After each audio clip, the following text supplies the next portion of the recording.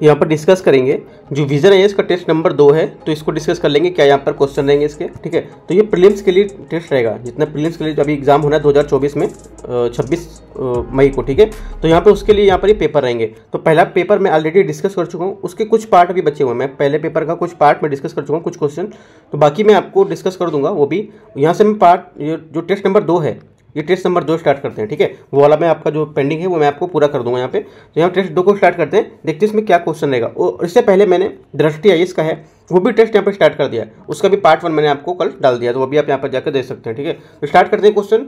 Test code है 4127। ठीक है, तो क्वेश्चन नंबर देखते हैं। पहला क्वेश्चन है आपका, भारत के उच्चतम, ठीक है, भारत के उच्चतम न्यायालय के संदर्भ में निम्नलिखित कथनों पर विचार करना है। पहला कथन है, भारत के उच्चतम न्यायालय द्वारा न्यायालय का उद्घाटन संविधान के लागू होने के साथ ही हुआ। दूसरा है, स्वतंत्रता के बाद उच्चतम न्यायालय ने अपील के सर्वोच्च न्यायालय के रूप में ब्रिटिश प्रीवी काउंसिल का स्थान लिया। तो इनमें से कौन सा कथन सही है, आपसे ये पूछा है। ठीक है, तो यहाँ पर देखो करेक्ट जो आंसर होगा हमारा, करेक्ट आंसर आपका क्या होगा, बी यहाँ पर करेक्ट आंसर होगा। राइट, क्या होगा, बी करेक्ट होगा, क्योंकि जो पहला बोला भारत के उच्चतम न्यायालय का उद्घाटन जो हुआ है ये हुआ था 28 जनवरी 1950। ठीक है, संविधान के लागू होने के साथ ही हुआ था, ये नहीं हुआ था, ये 28 जनवरी 1950 को हुआ था, तो ये गलत हो जाएगा। तो दूसरा स्टेटमेंट हमारा यहाँ से क्या है, दूसरा स्टेटमेंट करेक्ट हो जाएगा, तो बी यहाँ से आंसर इसका करेक्ट होगा। सेकंड नंबर देखते हैं, भारत के राष्ट्रपति द्वारा संसद में निभाई जाने वाली भूमिका के संदर्भ निम्नलिखित कथनों पर विचार करना है। वह साहित्य, विज्ञान, कला, समाज सेवा विशेष ज्ञान रखने वाले 2 व्यक्ति को लोकसभा के लिए नाम निर्देशित कर सकता है। दूसरा स्टेटमेंट है, वह संसद के समक्ष नियंत्रण महालेखा परीक्षक की रिपोर्ट रखता है। तो इनमें से कौन सा कथन यहाँ पर सही होगा, आपका जो भारत के राष्ट्रपति संसद की जो निभाई वाली भूमिका है उसके संदर्भ में। ठीक है, तो करेक्ट आंसर यहाँ पे हमारा आंसर क्या हो जाएगा, सही आंसर। तो बात करें तो देखो पहले स्टेटमेंट की, पहला स्टेटमेंट, वह साहित्य, विज्ञान, कला और समाज सेवा 2 व्यक्तियों को लोकसभा के नाम निर्देशित कर सकता है। तो यहाँ पर क्या ये पहला स्टेटमेंट गलत हो जाएगा। वह साहित्य, विज्ञान, कला, समाज सेवा में विशेष ज्ञान या व्यवहारिक अनुभव रखने वाले व्यक्तियों में से 12 सदस्यों को राज्यसभा में नाम निर्देशित करता है। ठीक है, ये आपको याद रखना है, ये लोकसभा का नहीं। ठीक है, अगला क्या है, अगला यहाँ पर होगा, वह संसद के समक्ष नियंत्रण महालेखा परीक्षक की रिपोर्ट रखता है। ये स्टेटमेंट आपका क्या है, करेक्ट है, क्योंकि वह संसद के जो समक्ष नियंत्रित महालेखा परीक्षक संघ लोक सेवा आयोग के जो अध्यक्ष हो, ठीक है, और वित्त आयोग है, इनकी क्या है, ये रिपोर्ट रखता है। ठीक है, तो यहाँ पर दूसरा स्टेटमेंट आपका करेक्ट हो जाएगा, तो बी यहाँ से इसका करेक्ट आंसर होगा। तीसरा क्वेश्चन है, अंतर्राष्ट्रीय स्वास्थ्य विनिमय जो 2005 है, इसके संदर्भ में क्या कथन पर विचार करना है। पहला स्टेटमेंट है, ये दुनिया भर के संभावित सार्वजनिक स्वास्थ्य आपात स्थितियों का पता लगाने, उन्हें रिपोर्ट करने की क्षमता निर्मित करने हेतु समझौता है। दूसरा है, डब्ल्यूएचओ के सभी सदस्य देशों की कानूनी रूप से बाध्यकारी होते हैं। ठीक है, कौन सा स्टेटमेंट पूछा है, सही है यहाँ पर। राइट, तो देखो एक एक लाइन पढ़ के आपको अच्छे से क्वेश्चन को निकालना है। ठीक है, कि क्या यहाँ पर क्वेश्चन हमारा होगा। राइट, तो देखो हमारा करेक्ट आंसर होगा, जो सही आंसर पूछा है। तो बात कर लेते हैं पहले स्टेटमेंट की। पहला स्टेटमेंट है जो आपका IAR बोल रहा है। ठीक है, IAR मतलब अंतर्राष्ट्रीय स्वास्थ्य विनिमय, ये दुनिया भर में संभावित आपात स्थिति पता लगाने के लिए, उन्हें रिपोर्ट करने के लिए क्षमता निर्मित हेतु एक समझौता है। ये बात सही है। ठीक है, डब्ल्यूएचओ के कितने, इसमें ये IAR जो आपका अंतर्राष्ट्रीय कानून एक साधन है, जो डब्ल्यूएचओ के 194 सदस्य हैं इसमें। ठीक है, डब्ल्यूएचओ कितने, 194 सदस्य इसमें होते हैं, जो 196 देशों, ठीक है, 196 देशों पर जो कानूनी हैं उनके रूप से कानूनी रूप से बाध्यकारी होते हैं। ठीक है, ये आपका करेक्ट आंसर हो जाएगा। ठीक है, ये दूसरा स्टेटमेंट करेक्ट हो जाएगा। पहला स्टेटमेंट भी यहाँ से आपका करेक्ट है, तो पहला स्टेटमेंट दूसरा स्टेटमेंट दोनों स्टेटमेंट क्या है, करेक्ट है। IAR क्योंकि दुनिया भर में क्या है, जो संभावित सार्वजनिक स्वास्थ्य है उससे आपात स्थिति का पता लगाने के लिए इन्हें रिपोर्ट क्षमता को यहाँ पर दिखाता है या इसके मध्य एक समझौता करता है। ठीक है, IAR के लिए जो आपकी आवश्यक है कि सभी देशों के पास सार्वजनिक स्वास्थ्य घटनाएं का पता लगाना, उनको आकलन करना, उन्हें रिपोर्ट पर उनकी प्रतिक्रिया क्षमता देना, ये सब इसके आंसर हो जाएंगे। ठीक है, अगला देखते हैं, तो दोनों करेक्ट होंगे यहाँ पर। तीसरा क्वेश्चन, चौथा नंबर क्वेश्चन देखते हैं। चौथा नंबर क्वेश्चन यहाँ से हो जाएगा, राज्य मंत्री परिषद के संदर्भ में निम्नलिखित कथनों पर विचार करना। जो राज्य मंत्री परिषद है उसके बारे में आपको विचार करना है, क्या यहाँ पर क्वेश्चन सही होगा इनमें से। ठीक है, तो पहला स्टेटमेंट है, संविधान राज्य मंत्री परिषद के मंत्रियों की अधिकतम संख्या निर्दिष्ट करता है। संविधान मंत्रिपरिषद द्वारा राज्यपाल को दी गई सलाह जांच की किसी भी न्यायालय में नहीं की जाएगी। तो इनमें से कौन सा सही है, तो करेक्ट आंसर हमारा क्या हो जाएगा यहाँ पर। देखो पहला स्टेटमेंट यहाँ पर बोल रहा है, जो देखो पहला स्टेटमेंट होगा यहाँ से, इसी के देखो हालांकि क्या जो संविधान संशोधन है हमारा 91 जो संविधान संशोधन है उसके तहत 164 है का जो आर्टिकल 164A, उसमें क्या है, इसमें जो कहा गया है कि मंत्रिपरिषद में मुख्यमंत्री सहित मंत्री की कुल संख्या होगी उस राज्य की विधानसभा के सदस्यों की कुल संख्या का 15% से अधिक नहीं होगी। ठीक है, इसी के साथ किसी राज्य के मुख्यमंत्री सहित, ठीक है, मंत्रियों की संख्या 12 से कम भी नहीं होगी। तो पहला कथन हमारा क्या हो जाएगा, ये गलत हो जाएगा, राइट। दूसरा स्टेटमेंट क्या होगा, दूसरा बोल रहा है मंत्रिपरिषद द्वारा राज्यपाल को दी गई सलाह की जांच किसी भी न्यायालय में नहीं की जाएगी, राइट। ये भी करेक्ट स्टेटमेंट है। आपका पहला क्या, पहला गलत हो गया तो दूसरा स्टेटमेंट यहाँ से करेक्ट होगा। दूसरा करेक्ट क्या होगा, क्योंकि जो यहाँ पर बोला है इसमें न्यायालय में यहाँ पे क्या है, जाँच यहाँ पर नहीं की जाएगी, ठीक है। तो मंत्रियों द्वारा राज्यपाल को दी गई सलाह किसी जांच किसी न्यायालय में नहीं कर सकते हैं, ये दूसरा सही है स्टेटमेंट। तो दो यहाँ पे करेक्ट है, करेक्ट आंसर आपका बी हो जाएगा यहाँ से। 5वां नंबर क्वेश्चन देखते हैं, निम्नलिखित में से कौन सा देश विक्टोरिया झील की सीमा को स्पर्श करते हैं, कौन सा देश विक्टोरिया झील की सीमा को स्पर्श करते हैं। तो करेक्ट आंसर आपका यहाँ पर हो जाएगा तंजानिया, युगांडा, ठीक है। Tanzania, Uganda, Kenya. रवांडा जो आपका है, रवांडा ये आपका नहीं करता है, ठीक है, ये गलत हो जाएगा यहाँ से, राइट। देखो तंजानिया है, इसका 51% भाग, ये 51% भाग कर सकता है। युगांडा 44% करता है, और आपका जो पर केन्या है 5% करता है, ठीक है। तो ये आपका रवांडा नहीं होगा, सी 3 यहाँ पे गलत हो जाएगा। तो 3 जहाँ जहाँ होगा उसको मैं काट दूंगा यहाँ से। तो 1 2 4 सी इसका करेक्ट आंसर आ जाएगा। 6वां नंबर देखते हैं, भारतीय संविधान के संदर्भ में निम्नलिखित में से किसने भारत की स्थानीय स्वशासन के संबंधित प्रावधान शामिल किया गया इसमें, ठीक है। तो करेक्ट आंसर हमारा क्या हो जाएगा, स्टेटमेंट क्या दिया है, भाग 9, भाग 3, अनुच्छेद 324, भाग 4 और अनुच्छेद 280, ठीक है। तो देखते हैं इसको, यहाँ पे पहला स्टेटमेंट है भाग 9, ठीक है। तो भाग 9 क्या है, देखो जो हमारा भारतीय संविधान है उसमें भाग 9 इसमें सम्मिलित किया गया था। ये भाग में पंचायतों के नाम से यहाँ पर उल्लिखित किया गया था इसमें, ठीक है। इसमें अनुच्छेद 243 से 243 से 243 अड़ा, ठीक है, 243 अड़ा तक, यहाँ तक आपका ये क्या है, ये माना जाता तक प्रावधान यहाँ पर सम्मिलित किया गया। इसके अलावा क्या अधिनियम द्वारा यहाँ पर संविधान में नई अनुसूची, तो 11वीं अनुसूची वो भी जोड़ी गई थी। तो हमारे पहला स्टेटमेंट क्या है, करेक्ट हो जाएगा। उसके बाद देखो, अगर आपको थोड़ा सा आर्टिकल पता होगा, मोटे मोटे जो आर्टिकल होते हैं पते होंगे, तो यहाँ से अगर आप थोड़ा सा माइंड लगाएंगे तो यहाँ से आंसर आप निकाल सकते थे। 324 आपका होता है चुनाव आयोग का, ठीक है, जो निर्वाचन आयोग होता है 324 वो होता है, राइट। तो यहाँ पर ये गलत हो जाएगा, ये आपको 324 जहाँ पर कोई निर्वाचन आयोग से इससे कोई संबंधित नहीं है, कोई मतलब भी नहीं है। तो 3 जहाँ पर होगा वो मैं काट दूंगा यहाँ पर, ठीक है। 3 यहाँ से सीधे से आपको आंसर यहाँ इतना निकल आएगा, ठीक है। बट आपको पता होना चाहिए, कुछ मोटे मोटे आर्टिकल होते हैं वो आपको पता होना चाहिए। जैसे आर्टिकल चुनाव आयोग है, ठीक है, आपका जो मंत्रिपरिषद का आर्टिकल है, ठीक है, राष्ट्रपति है, प्रधानमंत्री है, राइट। ये सब आर्टिकल कुछ है जो पता होना चाहिए आपको, राइट। तो यहाँ से आपका क्या गलत हो गया है, ये यहाँ से आपका भाग ये चीज़ सही है। उसके बाद क्या है, अगला है आपका भाग 3, ठीक है। भाग 3 में क्या बोला है यहाँ पर, यहाँ इसको देख लेते हैं पहले, अनुच्छेद 280, ठीक है, अनुच्छेद 280 देख लेते हैं। अनुच्छेद 280 के तहत राज्य के वित्त आयोग द्वारा जो की गई सिफारिश है उसके आधार पर राज्य में पंचायतों और नगर पालिकाओं के संसाधनों की जो आपकी अनुपूर्ति होती है उसके लिए राज्य की संचित निधि के संवर्धन हेतु आवश्यक उपाय यहाँ पर सिफारिश करने की वित्त आयोग को सौंपा जाता है, ठीक है। तो ये भी स्टेटमेंट इसका करेक्ट हो जाएगा। उसके बाद क्या बचा है आपका, उसके बाद आपका बचेगा जो भाग 3 है, भाग 3 तो गलत हो जाएगा, भाग 3 में इसमें नहीं होगा। भाग 4 जो देखते हैं, ठीक है, भाग 4 में क्या है इसको देख लेते हैं। राज्य के निर्देशक तत्व, भाग 4 के तहत संविधान के अनुच्छेद 40, ठीक है, अनुच्छेद 40 में कहा गया है कि ग्राम पंचायतों को गठित करने के लिए राज्य कदम उठाएगा और ऐसी शक्तियां और अधिकार प्रदान करेगा जो उन्हें स्वशासन की इकाइयों के रूप में कार्य करने में सक्षम बनाने के लिए आवश्यक हो, ठीक है। तो क्या हो जाएगा हमारा 1 2 4 और 5 यहाँ पे आंसर हो जाएगा आपका, 1 4 5 यहाँ से आपका करेक्ट आंसर हो जाएगा, ये दोनों आपके नहीं होंगे, ठीक है। अगला देखते हैं 7वां नंबर क्वेश्चन। 7वां नंबर क्वेश्चन, उपयुक्त में से कोई नहीं, यह नोटा के संदर्भ में कौन सा विचार है, यहाँ पर कौन सा विकल्प है जो यहाँ पर इसका आंसर सही होगा, ठीक है। नोटा के बारे में कौन सा विकल्प बताना है। नोटा विकल्प के तहत डाले गए मतों की गणना चुनाव लड़ने उम्मीदवारों में डाले हेतु कुल वैध मतों में की जाती है, ये बोल रहा है, ठीक है, ताकि उम्मीदवारों को जमानत राशि वापस की जा सके। दूसरा है,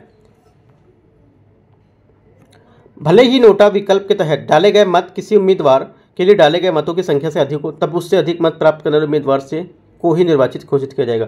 तो देखो इसको बात जान लेते हैं नोटा के बारे में क्या है, ठीक है। पहला जो यहाँ पर बोला है 7वें नंबर में नोटा के बारे में, इसको देखते हैं कि नोटा है आपका ये 16वीं लोकसभा 2014 आम चुनाव से यहाँ पर क्या है विधानसभा चुनाव में लिया गया था इसको, ठीक है। पहली बात तो ये पता होना चाहिए। उसके बाद क्या, तो उम्मीदवार क्या है, जो उम्मीदवार को जमानत राशि की वापसी के उद्देश्य से चुनाव लड़ाने वाले जो उम्मीदवार होते हैं, ठीक है, उनके द्वारा डाले गए कुल वैध मतों की गणना के लिए नोटा विकल्प के तहत डाले गए जो मत हैं उनमें ध्यान में नहीं रखा जाता है। ये बात आपको याद रखना है, ठीक है, नहीं ध्यान में नहीं रखना जाता है। तो ये क्या हो जाएगा, पहला गलत हो जाएगा यहाँ से आपका, राइट। भले ही नोटा विकल्प में चुने वाले मतदाताओं की संख्या की उम्मीदवार से डाले गए मतों संख्या से कितनी अधिक हो, तब भी सबसे अधिक मत प्राप्त करने वाले उम्मीदवार को ही निर्वाचित घोषित किया जाएगा, ठीक है। तो पहला गलत हो जाएगा, दूसरा यहाँ पर इसका सही हो जाएगा। इसी बात से दोनों स्टेटमेंट आपके निकल आते हैं कि क्या सही है क्या गलत है, राइट। अगला देखते हैं 8वां नंबर क्वेश्चन। 8वां नंबर क्वेश्चन है आपका, संविधान में निम्नलिखित में से किन्हें संसद के सदस्य के रूप में निर्वाचित होने के लिए स्पष्ट रूप से अयोग्यता के आधार पर वर्णित किया जाता है। अयोग्यता के आधार क्या है, ठीक है, संविधान में जो है संविधान हमारा, उसमें अयोग्यता का जो आधार क्या वर्गीकृत करता है, क्या बताता है, ठीक है। तो देखते हैं स्टेटमेंट को। पहला यहाँ पर पहला स्टेटमेंट है,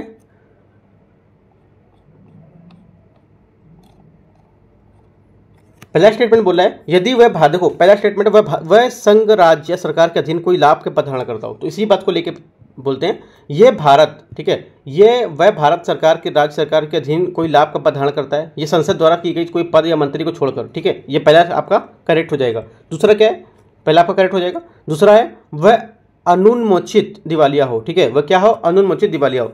ये देखो ये किस के आधार पर चलेगा, ये देखो ये भी क्वेश्चन आपको स्टेटमेंट दे सकता था, ये वह अनुचित दिवालिया हो, ये तो करेक्ट है। इसकी जगह पर एक और स्टेटमेंट दे सकता था आपको, यदि वह विकृत है या चित्त न्यायालय द्वारा ऐसा घोषित किया गया है, ये भी स्टेटमेंट दे सकता था। एक और स्टेटमेंट दे सकता था, यदि वह संसद द्वारा बनाई गई किसी विधि के लिए निर्धारित कर दिया जाता है, ये भी स्टेटमेंट यहाँ दे सकता था। तो ये दोनों स्टेटमेंट देता, तो दोनों स्टेटमेंट भी ये करेक्ट थे, ठीक है, ये भी करेक्ट है, पहला भी करेक्ट है और आपका दूसरा भी करेक्ट है, ठीक है। तीसरा स्टेटमेंट है, तीसरा बोल रहा है उसे अस्पृश्यता, दहेज, सती प्रथा जैसे सामाजिक अपराध प्रचार करने में संलिप्तता लिए दंडित किया गया हो, ये गलत है, इसमें ऐसा कुछ नहीं है। उसे अस्पृश्यता, दहेज, सती प्रथा जैसे सामाजिक प्रचार के लिए यहाँ पर उनमें जो संलिप्तता है उसमें दंडित नहीं किया गया हो, ये होगा, ठीक है, किया नहीं गया हो, नहीं किया गया होगा, ठीक है। तो तीसरा गलत हो जाएगा आपका यहाँ से, तो तीसरा गलत हो जाएगा, तो हमारा आंसर हो जाएगा आपका 1 और 2 करेक्ट है, तो 1 और 2 यहाँ से इसका 1, 2 आंसर हो जाएगा बी, राइट। आपको ये बातें याद रखना है। अगला देखते हैं,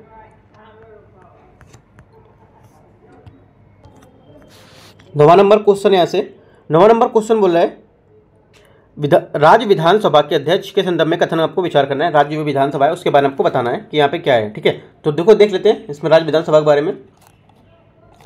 पहला स्टेटमेंट बोल रहा है निर्वाचित होने के बाद अध्यक्ष अपनी पार्टी की सदस्यता को त्याग पत्र दे देता है, ठीक है। निर्वाचित होने के बाद क्या है, अपनी पार्टी की सदस्यता त्याग पत्र दे देता है। दूसरा है उससे विधानसभा के सभी तत्कालीन सदस्यों के बहुमत पारित प्रस्ताव से हटाया जा सकता है। तीसरा है वह उपाध्यक्ष को लिखित त्यागपत्र सौंपकर अपना त्यागपत्र दे सकता है। तो बात कर लेते हैं पहले स्टेटमेंट की। यहाँ पर देखो पहला स्टेटमेंट बोला है वह लिखित त्यागपत्र सौंप सकता है, अपना पद त्याग देता है, इसलिए यहाँ पे क्या है जो आपका तीसरा स्टेटमेंट देखते हैं, पहले यहाँ से नहीं देखते हैं, तीसरे से बात कर लेते हैं। वह उपाध्यक्ष को लिखित त्यागपत्र सौंप दे सकता है, करेक्ट है, वो उपाध्यक्ष को ही देगा। जो देखो इजी बात है वो पहले देख लेते हैं, तीसरा बात बिल्कुल करेक्ट है, ठीक है। दूसरी बात क्या बोला है उसी विधानसभा के सभी तत्कालीन सदस्यों के बहुमत पारित प्रस्ताव को हटाया जा सकता है, राइट। तो ये क्या हो जाएगा, ये भैया हमारा स्टेटमेंट करेक्ट हो जाएगा। उसी विधानसभा के तत्कालीन सदस्यों के बहुमत पारित करने का प्रस्ताव पद से हटाया जा सकता है। इस तरह का कोई प्रस्ताव 14 दिन की पूर्व सूचना के बाद ही ला सकते हैं, ठीक है, 14 दिन की जो सूचना उसमें ला सकते हैं, ये भी आपका करेक्ट है, क्योंकि कोई टाइम यहाँ पर नहीं दिया है तो इस वजह से टाइम यहाँ पर है इतना, तो 14 डेज में ला सकते हैं। 2 और 3 आपके क्या है करेक्ट हो गए, ठीक है। जो पहला स्टेटमेंट है इसमें बोला है निर्वाचित होने के बाद अध्यक्ष अपनी पार्टी से यह क्या है अध्यक्ष पार्टी से त्यागपत्र क्यों दे देगा, यही तो गलत है, ये स्टेटमेंट गलत हो जाएगा। चुनाव के बाद अध्यक्ष अपनी पार्टी की सदस्यता से त्यागपत्र नहीं देता, लेकिन वह सक्रिय राजनीति से क्या है दूर रहता है, थोड़ा सा त्यागपत्र नहीं रहता है बट थोड़ा सा वहाँ से क्या है टाइम प्रॉब्लम की वजह से, कुछ वहाँ से ना देखने की वजह से वो क्या है वहाँ से सक्रिय नहीं हो पाता, उस जगह मतलब एक्टिव नहीं हो पाता। तो पहला स्टेटमेंट आपके यहाँ से गलत हो जाएगा, 2 और 3 आपके करेक्ट होंगे। अगला देखते हैं 10वां नंबर क्वेश्चन, निम्नलिखित में से कौन राज्य विधानमंडल के विशेषाधिकारों का लाभ प्राप्त कर सकता है, ठीक है। तो स्टेटमेंट है राज्यपाल, राज्य के महाधिवक्ता, राज्य मंत्री, इनमें से सही उत्तर यहाँ पर कुट का उत्तर चयन करना है, ठीक है। तो देखते हैं 10वां नंबर, देखो राज्य विधानमंडल के जो आपके विशेषाधिकार हैं, ठीक है, राज्य विधानमंडल विशेषाधिकार कौन से आर्टिकल में 194 194 अनुच्छेद में यहाँ पर ये बताए गए हैं, ठीक है। तो यहाँ पर देखो जो राज्य मंत्री है, ठीक है, राज्य मंत्री ये आपका करेक्ट होगा। राज्य के महाधिवक्ता हैं ये भी आपका क्या है करेक्ट होगा। लेकिन जो आपका ए नंबर बोल रहा है, राइट, ए नंबर जो बोल रहा है यहाँ पर पहला राज्यपाल, वो यहाँ पे इसका गलत होगा, ठीक है। राज्यपाल यहाँ से गलत होगा क्योंकि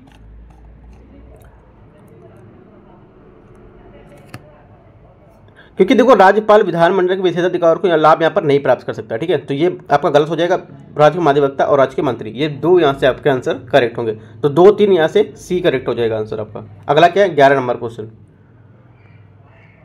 11 नंबर क्वेश्चन है भारत के उच्चतम न्यायालय के अधिकार क्षेत्र के संदर्भ में कथन पर विचार करना है। पहला है उच्चतम न्यायालय के पास किसी भी गैर सैन्य भारतीय न्यायालय द्वारा न्यायाधिकरण के फैसले आदेश के विरुद्ध अपील करने के विशेष अनुमति का प्रावधान यहाँ पर होता है या विवेकाधिकार होता है, ठीक है। पहले से ही डिस्कस कर लेते हैं, फिर बाद में दूसरा पढ़ते हैं। जो पहला स्टेटमेंट देखो यहाँ पर बोला है 11 नंबर में,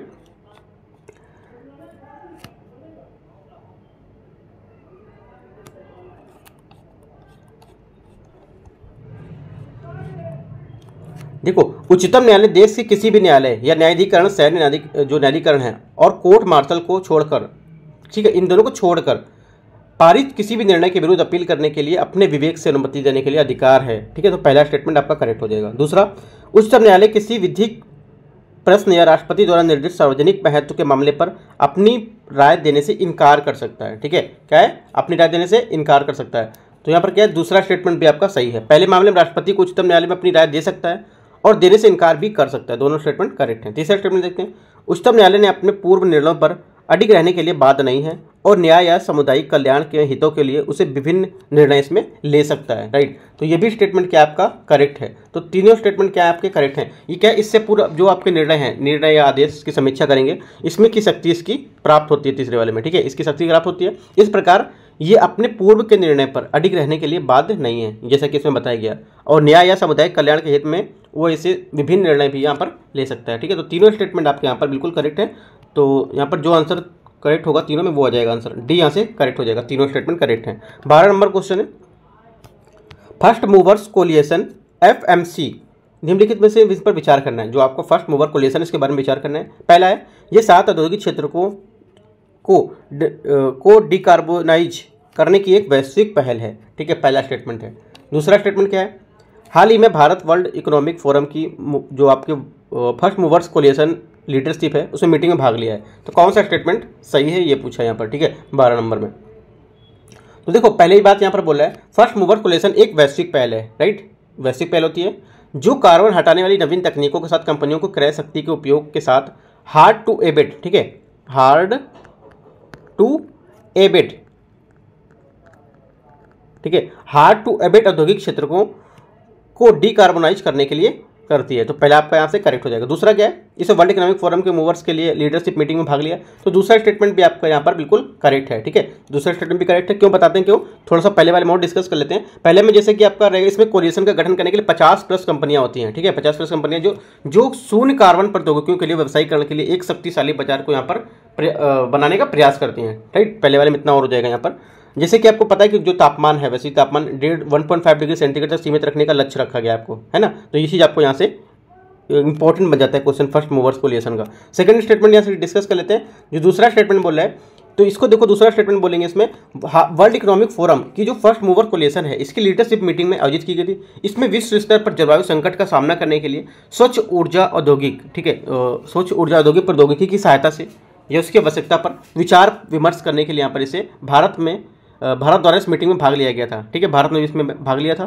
FMC के शामिल जो उद्योग नेताएं हैं उसमें डिजिटल प्रौद्योगिकीकरण का लाभ उठाते हुए कोविड के खिलाफ भारत के संघर्ष और इस जो संघर्ष है उसमें औद्योगिक क्षेत्र के भागीदार बनाने के लिए सरकार की सराहना की इसमें। राइट, तो कुल मिला के क्या है, ये बोलना चाहता है कि भारत इसमें शामिल था और दो जो बातें बताएं एक्स्ट्रा, जो 1.5 डिग्री सेंटीग्रेड तक बढ़ना था, रोकना था, तो वो भी आपको यहाँ पर पता होना चाहिए कि क्या है आपका फर्स्ट मूवर्स कोलिएशन। ठीक है, अगला क्या है, तो दोनों स्टेटमेंट करेक्ट है यहाँ से। अगला देखते हैं 13 नंबर क्वेश्चन। 13 नंबर क्वेश्चन यहाँ से, निम्नलिखित तथ्यों पर विचार करना है। निम्नलिखित कथन विचार करना है, संपूर्ण भारत में अधीनस्थ न्यायपालिका की संगठनात्मक रचना, नामकरण और क्षेत्राधिकार एक समान है। दूसरा क्या है, मुंसिफ न्यायालयों के क्षेत्राधिकार का निर्णय उच्च न्यायालयों द्वारा यहाँ पर किया जाता है। ठीक है, तो कौन सा स्टेटमेंट पूछ रहा है यहाँ पे आपका सही होगा 13 में। ठीक है, तो देखते हैं जो पहला स्टेटमेंट है, ये बोला पहला स्टेटमेंट को देखो थोड़ा सा डिस्कस कर लेते हैं। अधीनस्थ न्यायालय की जो संगठनात्मक संरचना है, नामकरण, क्षेत्राधिकार और अन्य सेवा शर्त हैं, इसके निर्धारण राज्यों द्वारा यहाँ पर क्या है किया जाता है। ठीक है, राज्यों द्वारा किया जाता है, इसलिए इनकी प्रकृति विभिन्न राज्यों में थोड़ी भिन्न भिन्न हो सकती है। एक समान यहाँ पर लिखा है तो एक समान नहीं हो सकती है, भिन्न भिन्न हो सकती है। दूसरा क्या है, मुंसिफ न्यायालयों में क्षेत्राधिकार का निर्धारण उच्च न्यायालय द्वारा यहाँ पर किया जाएगा। ठीक है, जो यहाँ पर मुंसिफ न्यायालय हैं, मुंसिफ न्यायाधीश की जो अदालतें हैं, अगले स्तर की जो दीवानी अदालतें होती हैं, ठीक है, जिनकी क्षेत्राधिकार उच्च न्यायालयों के जो क्षेत्र हैं उसमें निर्धारित यहाँ पर किया जाता है। दूसरा स्टेटमेंट करेक्ट है यहाँ पर। अगला देखते हैं 14 नंबर क्वेश्चन, निम्नलिखित कथनों में से कौन सा पंचायत अनुसूचित क्षेत्रों के विस्तार अधिनियम के प्रावधानों के अंतर्गत आते हैं। ठीक है, अनुसूचित क्षेत्रों के विस्तार के अधिनियम के अंतर्गत आते हैं। ठीक है, तो देख लेते हैं, आंध्र प्रदेश, महाराष्ट्र, मध्य प्रदेश, तमिलनाडु, कर्नाटका। राइट, तो देखो कौन कौन आता है इसमें देख लेते हैं। आपका हाल ही में 15 नवंबर 2022 को जनजातीय गौरव दिवस के रूप में यहाँ पर इसे जो राज्य पेशा है, पेशा नियम है, वो अधिसूचित यहाँ पर किया गया था। उसमें एक मध्य प्रदेश के शहडोल जो राज्य है उसमें स्त्री जनजातीय गौरव दिवस सम्मेलन में यहाँ पर मध्य प्रदेश के राज्यपाल भी थे जो मंगूभाई पटेल, उन्होंने पंचायत के लिए अनुसूचित क्षेत्रों का विस्तार या जो अधिनियम था वहाँ पर क्या है इसकी जो पहल थी वो सौंपी थी, राइट। तो यहाँ पर कौन कौन से राज्य थे, इसमें टोटल 10 राज्य थे। 10 राज्य में आपके आंध्र प्रदेश हो गया, ठीक है, और छत्तीसगढ़ इसमें नहीं है, आंध्र प्रदेश, छत्तीसगढ़, गुजरात, हिमाचल प्रदेश, झारखंड, मध्य प्रदेश, महाराष्ट्र, ओडिशा, झारखंड और तेलंगाना यहाँ पे इसके अंतर्गत 5वीं अनुसूची के क्षेत्र में शामिल हैं, ठीक है। तो हमारा आंसर यहाँ से क्या हो जाएगा, 14 का सी हो जाएगा। यहाँ से आपका 1, 2 और आपका 3, ये तमिलनाडु कर्नाटक यहाँ पे नहीं है इसमें, ठीक है। तो ये बातें आपको याद रखनी, पेशा नियम क्या है, ठीक है। जो पेशा अधिनियम है 1996, इसको ये अधिनियमित करता है कि इसे लोकप्रिय रूप से पेशा या अधिनियम विस्तार रूप से इसे जाना जाए, ठीक है, विस्तारित करके इसे जाना जाए, ठीक है। अगला देखते हैं 15 नंबर क्वेश्चन। निम्नलिखित में से किन्हीं राष्ट्रपति द्वारा मंत्रिपरिषद के परामर्श नियुक्त किया जाता है, ठीक है। पहला है वित्त आयोग के अध्यक्ष के सदस्यों को, निर्वाचन आयोग के अध्यक्ष एवं उसके सदस्यों को, तीसरा भारत के मानवाधिकार अटॉर्नी जनरल और महाधिवक्ता सॉलिसिटर जनरल को, ठीक है। तो किसको किया जाता है, तो इसको देख लेते हैं, सही उत्तर बताना है आपको। तो देखते हैं, देखो 15 में आपका पहला जो यहाँ पर स्टेटमेंट बोल रहा है, ठीक है, जो पहला स्टेटमेंट बोल रहा है वित्त आयोग के अध्यक्ष और उसके सदस्यों को, राइट, ये इसका करेक्ट होगा, क्योंकि भारत के राष्ट्रपति द्वारा 5वें वर्ष या उससे पहले जैसा कि आवश्यक समझे उसे किया जाता है। वित्त आयोग में से अध्यक्ष और 4 सदस्य शामिल होते हैं, इनकी नियुक्ति राष्ट्रपति के द्वारा की जाती है, करेक्ट आंसर है। दूसरा यहाँ पर क्या बोल रहा है, दूसरा यहाँ पर बोल रहा है निर्वाचन आयोग के अध्यक्ष उसके सदस्य, जो निर्वाचन आयोग के अध्यक्ष और उनके सदस्य हैं, ठीक है, उनका जो मुख्य निर्वाचन आयुक्त है, ठीक है, और निर्वाचन आयुक्त की नियुक्ति है वो राष्ट्रपति के द्वारा यहाँ पर की जाएगी, ये भी करेक्ट है। तीसरा क्या, भारत के मानवाधिकार अटॉर्नी जनरल, अधिवक्ता, सॉलिसिटर जनरल को, राइट। तो ये देखो इसमें क्या होगा तीसरे नंबर में, इसमें अनुच्छेद 76 के तहत, ठीक है, अनुच्छेद 76 के तहत महाधिवक्ता और अपर अधिवक्ता के बारे में उल्लेख यहाँ पर नहीं किया गया है ना। तो तीसरा यहाँ पर आपका गलत हो जाएगा, तीसरा स्टेटमेंट यहाँ से गलत हो जाएगा। तो 2 स्टेटमेंट सिर्फ आपका करेक्ट होंगे, ए और 1 और 2, ठीक है, ए यहाँ से आंसर हो जाएगा। 16 नंबर क्वेश्चन देखते हैं, 16 नंबर है विपक्ष के नेता, ठीक है, विपक्ष के नेता जिसको बोलते हैं आप leader of opposition, LOP, leader of opposition, ठीक है, इन पर विचार करना है। पहला है विपक्ष के नेता का पद से एक संवैधानिक पद है। दूसरा है सदन की कुल संख्या 10वें हिस्से उससे अधिक सदस्य संख्या सबसे बड़े विपक्षी दल के नेता के रूप में सदन का विपक्ष नेता के रूप में मान्यता दी जाती है। तीसरा है लीडर ऑफ अपोजिशन के वेतन भत्ते और अन्य सुविधा कैबिनेट मंत्री के बराबर होती हैं। तो इनमें से बोलना है कौन सा सही होगा इसमें से, ठीक है। तो देखते हैं इसमें 16 में कौन सा सही होगा। देखो इसको बात करते हैं, संसद के प्रदेश सदन के लिए एक विपक्ष का नेता उपबंध किया था, ये तो पहले पता होना चाहिए आपको, राइट। जो आपके सदन है, सदन की कुल संख्या के 10वें हिस्से, कुल सदन संख्या के 10वें हिस्से या उससे अधिक सदस्य संख्या वाले सबसे बड़े विपक्षी दल के नेता को उसमें विपक्ष के नेता के रूप में मान्यता देते हैं। तो दूसरा स्टेटमेंट आपका यहाँ से करेक्ट होगा, ठीक है, दूसरा करेक्ट होगा। अगला देखते हैं पहला स्टेटमेंट क्या है। पहला स्टेटमेंट बोले विपक्ष के नेता का पद एक संवैधानिक पद है। तो देखो इसमें क्या है, सरकार संसदीय प्रणाली के विपक्ष के नेता के रूप में महत्वपूर्ण भूमिका होती है। उसका मुख्य कार्य सरकार की नीतियों की रचनात्मक जो आलोचना है वो करना और वैकल्पिक सरकार की व्यवस्था करना होता है, ठीक है। लोकसभा और राज्यसभा के विपक्ष के नेता को 1977, ठीक है, 1977 में सांविधिक मान्यता प्रदान की गई थी, ना कि संवैधानिक, सांविधिक प्रदान की गई थी ना कि संवैधानिक। तो पहला गलत हो जाएगा, जहाँ पर पहला गलत हो जाएगा उसको काट देंगे, ठीक है। जहाँ पर पहला दूसरा होगा वो साथ रह नहीं सकते क्योंकि पहला गलत है दूसरा सही है, ठीक है। इस टाइप से भी आप क्वेश्चन निकाल सकते हैं आंसर। फिर भी तीसरा डिस्कस कर लेते हैं। लीडर ऑफ अपोजिशन के वेतन भत्ते जो हैं, ठीक है, जो लीडर ऑफ अपोजिशन के वेतन भत्ते हैं ये कैबिनेट मंत्री के बराबर होते हैं और अन्य सुविधाएं भी इनके बराबर होती हैं। तो तीसरा स्टेटमेंट आपका करेक्ट हो जाएगा। तो 2 और 3 आपके करेक्ट हो जाएंगे, यहाँ से ए यहाँ से करेक्ट आंसर हो जाएगा। अगला देखते हैं 17 नंबर क्वेश्चन। उच्चतम न्यायालय का वरिष्ठ जो अधिवक्ता हैं उसके संदर्भ में आपको बताना है कि क्या यहाँ पर करेक्ट होगा। पहला बोला है इन्हें भारत के उच्चतम न्यायालय या किसी उच्च न्यायालय में वरिष्ठतम अधिवक्ता के रूप में मान्यता दी जाती है, ठीक है। तो देखो ये क्या जो पहला स्टेटमेंट यहाँ पर बोला है एकदम करेक्ट है, राइट, ये बात एकदम सही बोल रहा है, तो पहला करेक्ट है। दूसरा स्टेटमेंट ये एडवोकेट ऑन रिकॉर्ड के बिना उच्चतम न्यायालय में प्रस्तुत या मतलब वो यहाँ पे नहीं जा सकते, यहाँ पे शामिल नहीं हो सकते हैं, राइट, ये बोल रहा है। तो दूसरा स्टेटमेंट यहाँ पर बोल रहा है, दूसरा स्टेटमेंट भी आपका एकदम सही है। वरिष्ठ अधिवक्ता या उच्चतम न्यायालय के एडवोकेट ऑन रिकॉर्ड के बिना बहस में उपस्थित नहीं हो सकता है, ठीक है, तो ये भी आपका करेक्ट है। तीसरा क्या है, केवल वरिष्ठ अधिवक्ता ही उच्चतम न्यायालय के समक्ष कोई मामला दस्तावेज के हकदार होंगे, ठीक है। तो जो तीसरा स्टेटमेंट यहाँ पर बोला ये गलत है, केवल वरिष्ठ अधिवक्ता ही उच्चतम न्यायालय के समक्ष कोई मामला या दस्तावेज दायर करने के हकदार होंगे, लेकिन वे क्या है, किसी भी पक्ष की ओर से उच्चतम न्यायालय के समक्ष प्रस्तुत हो सकते हैं। ठीक है, यह क्या है, प्रस्तुत हो सकते हैं, राइट, और कार कर सकते हैं, प्रस्तुत भी हो सकते हैं और यहाँ पर कार भी कर सकते हैं, राइट। तो तीसरा हमारा यहाँ गलत हो जाएगा, तो 1 और 2 यहाँ पर करेक्ट होगा। अगला देखते हैं 18 नंबर क्वेश्चन, 18 नंबर क्वेश्चन देखते हैं। 18 नंबर क्वेश्चन है, राज्यसभा की संरचना के बारे में निम्नलिखित कथनों में विचार करना है। राज्यसभा के सभी राज्यों को समान प्रतिनिधित्व यहाँ पर क्या है, प्रदान किया जाता है। पहला स्टेटमेंट है, तो पहला स्टेटमेंट को देख लेते हैं। जो पहला स्टेटमेंट यहाँ पर बोल रहा है, तो पहला स्टेटमेंट क्या है, देखो यहाँ पे राज्यसभा में सभी राज्यों को समान प्रतिनिधित्व प्रदान किया जाता है, ये गलत है, राइट। इनका क्या, सभी राज्यों को अलग अलग इसमें प्रतिनिधित्व प्रदान करते हैं, क्योंकि जैसे कि यहाँ पे मान लो कोई 31 सदस्य किसी कहीं पर, ठीक है, तो उसमें आपका जो जनसंख्या उसके स्थान पर सभी राज्यों को सीनेट के समान जैसे कि यहाँ पर देते हैं, जैसे कि आपका अमेरिका है वहाँ पर सीनेट के समान प्रतिनिधित्व करते हैं, तो उसी के समान यहाँ पर अपने इंडिया में भी ऐसा ही दिया गया है। ठीक है, तो क्या है, इसमें अलग अलग यहाँ पर समान नहीं होगा, अलग अलग यहाँ पर होगा, समान राज्यों को प्रतिनिधित्व नहीं करेगा, अलग अलग करेगा। ठीक है, जैसे कि यहाँ पर कुल 100 सीटें हैं, तो यहाँ पर इसमें क्या है, कुछ किसी में 30 है, किसी में 40 है, ठीक है, तो इस यहाँ पर समान नहीं होगा। ठीक है, दूसरा है, संविधान की चौथी अनुसूची राज्यसभा में राज्यों को संघ राज्य सीटों के आवंटन संबंधित है। चौथी अनुसूची क्या है, राज्यसभा में जो संघ राज्य क्षेत्रों से सीटों के आवंटन से, तो दूसरा स्टेटमेंट यहाँ पर क्या है, करेक्ट है। संविधान की चौथी अनुसूची राज्यसभा के लिए राज्यों या संघ राज्य क्षेत्रों के सीटों का आवंटन से संबंधित होती है, ये भी आपकी करेक्ट स्टेटमेंट है। ठीक है, तो पहला गलत हो गया, दूसरा आपका करेक्ट होगा। इससे पूछा है, सॉरी 19, पहला आपका गलत था, पहला गलत था, दूसरा सही था। पूछा कौन सा सही नहीं है, सही नहीं है आपका पहला सही नहीं है। ठीक है, मैंने आपको देखो बता दिया पहला दूसरा कौन से, उसके हिसाब से आप स्टेटमेंट चेक कर लीजिए। अगला क्या है, 19वां नंबर क्वेश्चन, निम्नलिखित में से कौन से व्यक्ति किसी राज्य की विधान परिषद सदस्यों के निर्वाचन में भाग ले सकता है। कौन व्यक्ति किसी राज्य की विधान परिषद के सदस्यों के निर्वाचन में भाग ले सकता है। ठीक है, तो 19 का हमारा आंसर देखते हैं क्या होगा। 19 का देखो पहला स्टेटमेंट यहाँ पर बोल रहा है, पहला स्टेटमेंट है राज्य की नगर पालिकाओं के सदस्य, राइट, राज्य की नगर पालिकाओं के सदस्य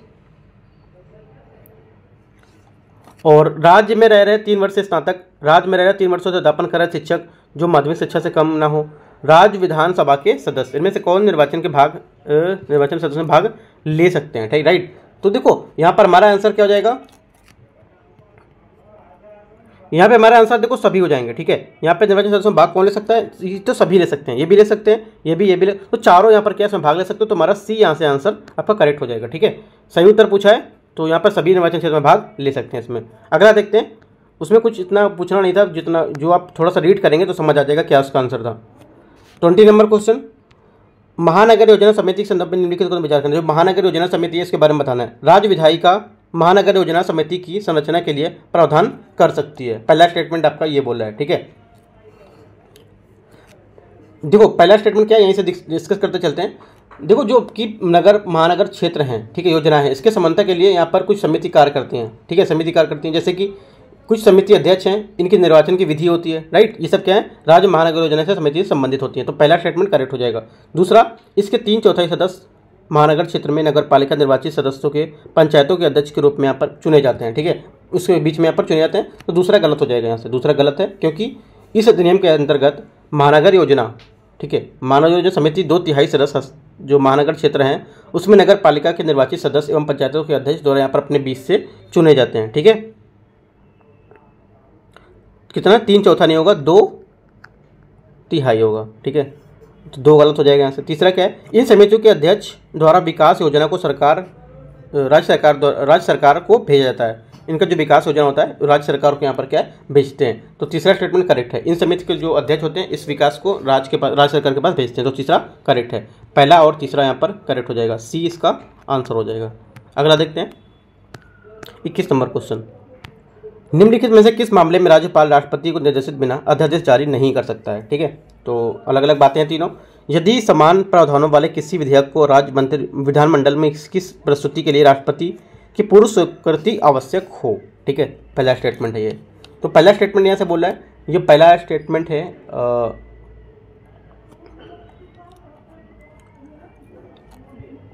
पहला स्टेटमेंट आप देखो जो होगा, पहला स्टेटमेंट आपका करेक्ट है यहाँ से। ठीक है, पहला स्टेटमेंट क्या पूछा, क्या है, सही पूछा यहाँ से, तो पहला स्टेटमेंट यहाँ से आपका करेक्ट है, क्योंकि यदि प्रावधान वाले जो किसी विधेयक हैं उसमें राज्य विधानमंडल किसी राष्ट्रपति की पूर्ण स्वीकृति आवश्यक होती है, राइट। यदि वह समान उपबंधों वाले विधेयक को राष्ट्रपति विचारार्थ रखता है तो आवश्यक समझता हो तो, ये भी बात आपकी करेक्ट है, ठीक है, क्योंकि बिना राष्ट्रपति के निर्देश के 3 मामले सिर्फ अध्यादेश जारी नहीं कर सकते। कौन कौन से?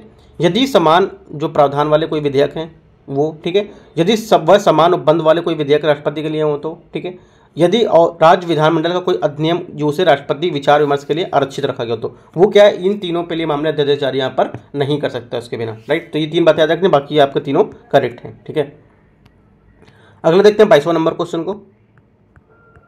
22वां नंबर क्वेश्चन है, राष्ट्रपति की क्षमादान शक्ति के संदर्भ में निम्नलिखित तथ्यों पर विचार करना है। राष्ट्रपति की क्षमादान शक्ति उसके बारे में विचार करना है। परिहार का अर्थ क्या है? परिहार का अर्थ दंड की जो प्रकृति है परिवर्तन किए बिना उसकी अवधि को कम करना। परिहार का मतलब क्या ये होता है, आपको पता होना चाहिए। परिहार, लघुकरण और विराम के लिए बातें यहाँ पर पूछा है, तो देख लेते हैं इसको परिहार के बारे में। जो पहला स्टेटमेंट यहाँ पर बोला आप, ठीक है, पहला स्टेटमेंट आपका एकदम करेक्ट है, राइट। दूसरा स्टेटमेंट क्या बोला है? लघुकरण में दंड के स्वरूप को बदलकर कम किया जा सकता है, बिल्कुल करेक्ट है। लघुकरण में क्या है? लघु मतलब हुई है कि दंड को कम करना, लघु मतलब छोटा करना, ठीक है। विराम क्या है? विराम में किसी दोषी को मूल रूप से दिए गए दंड को किसी विशेष परिस्थिति में कम किया जाता है, राइट। तो ये भी स्टेटमेंट क्या है? सही है। विराम में किसी दोषी को मूल में दिए गए जो दंड होता है उसे विशेष परिस्थिति में कम कर सकते हैं, जैसे कि शारीरिक अपंगता होता है अथवा महिला अपराधी गर्भावस्था होता है, उसमें अवधि के लिए सजा को कम कर सकते हैं, ठीक है। तो ये बातें आपको पता होना चाहिए। तो तीनों स्टेटमेंट यहाँ से आपके करेक्ट हैं, तो 1, 2, 3 डी इसका करेक्ट आंसर हो जाएगा। अगला क्या है? 23, उच्चतम न्यायालय की स्वतंत्रता के लिए निम्नलिखित में से कौन से संवैधानिक सुरक्षोपाय किए गए हैं? उच्चतम न्यायालय की स्वतंत्रता के लिए निम्नलिखित में से कौन से संवैधानिक सुरक्षोपाय किए गए हैं? पहला क्या है? अपनी अवमानना के लिए दंड देने का अधिकार, ठीक है, पहला दंड देने का अधिकार। दूसरा है आपका अपने कर्मचारियों को नियुक्त करने की स्वतंत्रता। तीसरा है सेवानिवृत्ति के बाद वकालत पर रोक।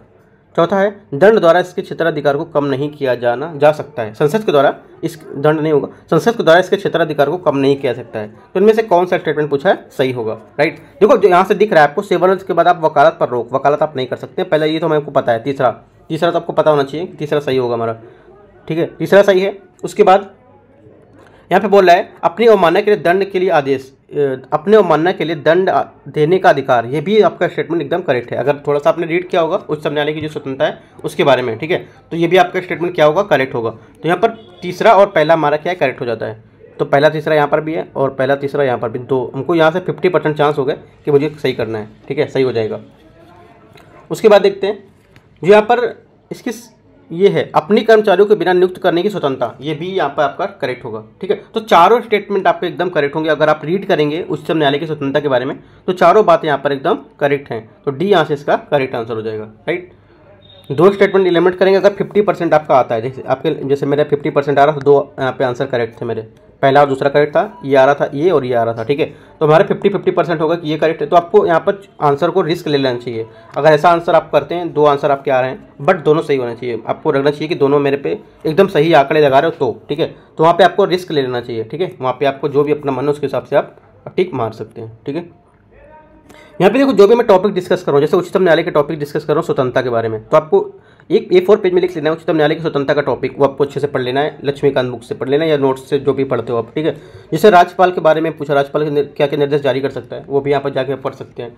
तो ये सब टॉपिक आपके कम से कम अगर 50 क्वेश्चन में कराऊंगा तो यहाँ से आपके 50 टॉपिक पूरे हो जाएंगे, ये भी आपको पता होना चाहिए, ठीक है। अगला देखते हैं 24 नंबर क्वेश्चन।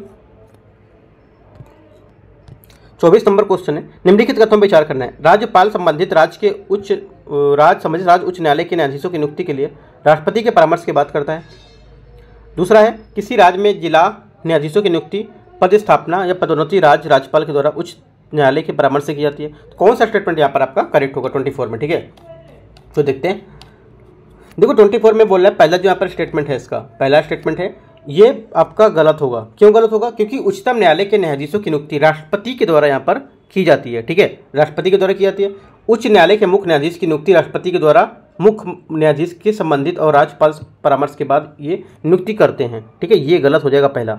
दूसरा, किसी राज्य के जिला न्यायाधीशों की नियुक्ति, पदस्थापना, पदोन्नति राज्य के राज्यपाल द्वारा उच्च न्यायालय के परामर्श से की जाती है। तो दूसरा स्टेटमेंट क्या है आपका? यहाँ से दूसरा स्टेटमेंट आपका करेक्ट होगा, ठीक है, दूसरा स्टेटमेंट आपका सही होगा, क्योंकि किसी राज्य में जो जिला न्यायाधीश होते हैं उनकी नियुक्ति के लिए, पदस्थापना के लिए, पदोन्नति के लिए राज्य के राज्यपाल द्वारा उच्च न्यायालय के परामर्श से यहाँ पर की जाती है। दूसरा स्टेटमेंट करेक्ट है, तो 2 यहाँ से करेक्ट आंसर हो जाएगा। 25 नंबर क्वेश्चन, मुख्यमंत्री की नियुक्ति के संदर्भ में निम्नलिखित कथनों पर विचार करना है। मुख्यमंत्री की नियुक्ति के बारे में यहाँ पर कथनों को विचार करना है। पहला स्टेटमेंट है, भारत के संविधान के अनुसार मुख्यमंत्री के रूप में नियुक्त होने वाली पूर्व किसी व्यक्ति को विधानसभा में अपना बहुमत सिद्ध करना होता है। दूसरा क्या है, कोई व्यक्ति राज्य विधानमंडल का सदस्य नहीं है, उसे मुख्यमंत्री नियुक्त नहीं किया जा सकता है। तो इनमें से कौन सा स्टेटमेंट आपका करेक्ट हो गया पूछा है, ठीक है। तो देखो पहला यहाँ पर जो स्टेटमेंट बोल रहा है, पहला स्टेटमेंट यहाँ पर है, संविधान में देखो ऐसी कोई बात नहीं बताई गई है कि मुख्यमंत्री नियुक्त होने से पूर्व कोई व्यक्ति विधानसभा में अपना बहुमत सिद्ध करना होगा, है ना, ऐसा कुछ यहाँ पर नहीं बताया गया। तो पहला स्टेटमेंट क्या है आपका गलत हो जाएगा। दूसरा बोल रहा है यहाँ पर, दूसरा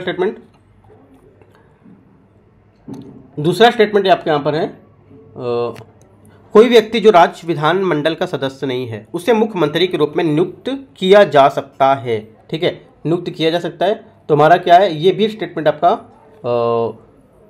गलत होगा, ठीक है, ये भी स्टेटमेंट आपका गलत होगा, क्योंकि ऐसे व्यक्ति जो राज्य विधानमंडल के सदस्य नहीं है उसे 6 महीने के भीतर मुख्यमंत्री के रूप में यहाँ पर नियुक्त किया जा सकता है। इस दौरान क्या उसे राज्य विधानमंडल के निर्वाचित होना पड़ेगा, है ना, ऐसा उस होने पर मुख्यमंत्री पद उसका समाप्त हो जाएगा, ठीक है। तो ये भी स्टेटमेंट आपका गलत है। तो दोनों स्टेटमेंट गलत हैं, तो हमारा करेक्ट आंसर क्या होगा इनमें, ना तो 1 ना ही 2।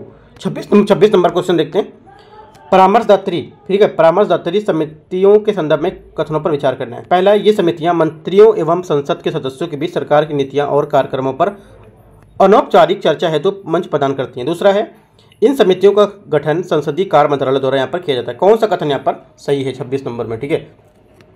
जो पहला बोल रहा है, ये समितियां मंत्रियों और संसद के सदस्यों के बीच सरकार की नीतियों का कार्यक्रम तथा उनके कार्यान्वयन के तरीकों पर औपचारिक रूप से चर्चा का मंच प्रदान करती है। पहला स्टेटमेंट करेक्ट है, ठीक है। दूसरा स्टेटमेंट क्या है, इन समितियों का गठन जो संसदीय कार्य हैं उनके संसदीय कार्य मंत्रालय द्वारा किया था। दोनों बातें यहाँ पर करेक्ट है, ये भी किसकी बात करेक्ट है, ये भी करेक्ट है। तो दोनों हमारे आंसर करेक्ट हो जाएंगे, सी इसका आंसर हो जाएगा।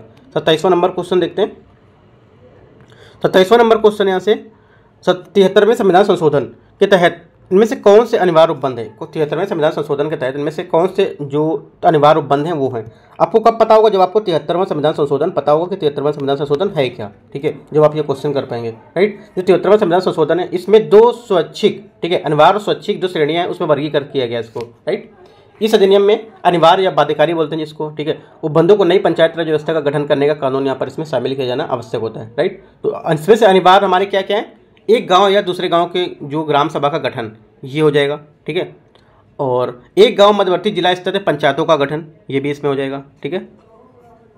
और क्या होगा, गांव पंचायतों के लिए चुनाव लड़ने हेतु न्यूनतम आयु 21 वर्ष होना, ये भी आपका अनिवार्य है, राइट, क्योंकि बिना 21 वर्ष के आप नहीं दे सकते। उसके बाद क्या होगा, चुनाव मतलब नहीं लड़ सकते। अगला क्या है, पंचायतों में 3 स्तरों पर महिलाओं के 1/3 सदस्य अध्यक्ष का होना, दोनों सीटों का आरक्षण, तो ये भी क्या है, ये भी होगा, राइट, ये भी आरक्षण हो गया और ये भी हो गया, और आपका पंचायतों का अधिकार हो गया, ठीक है।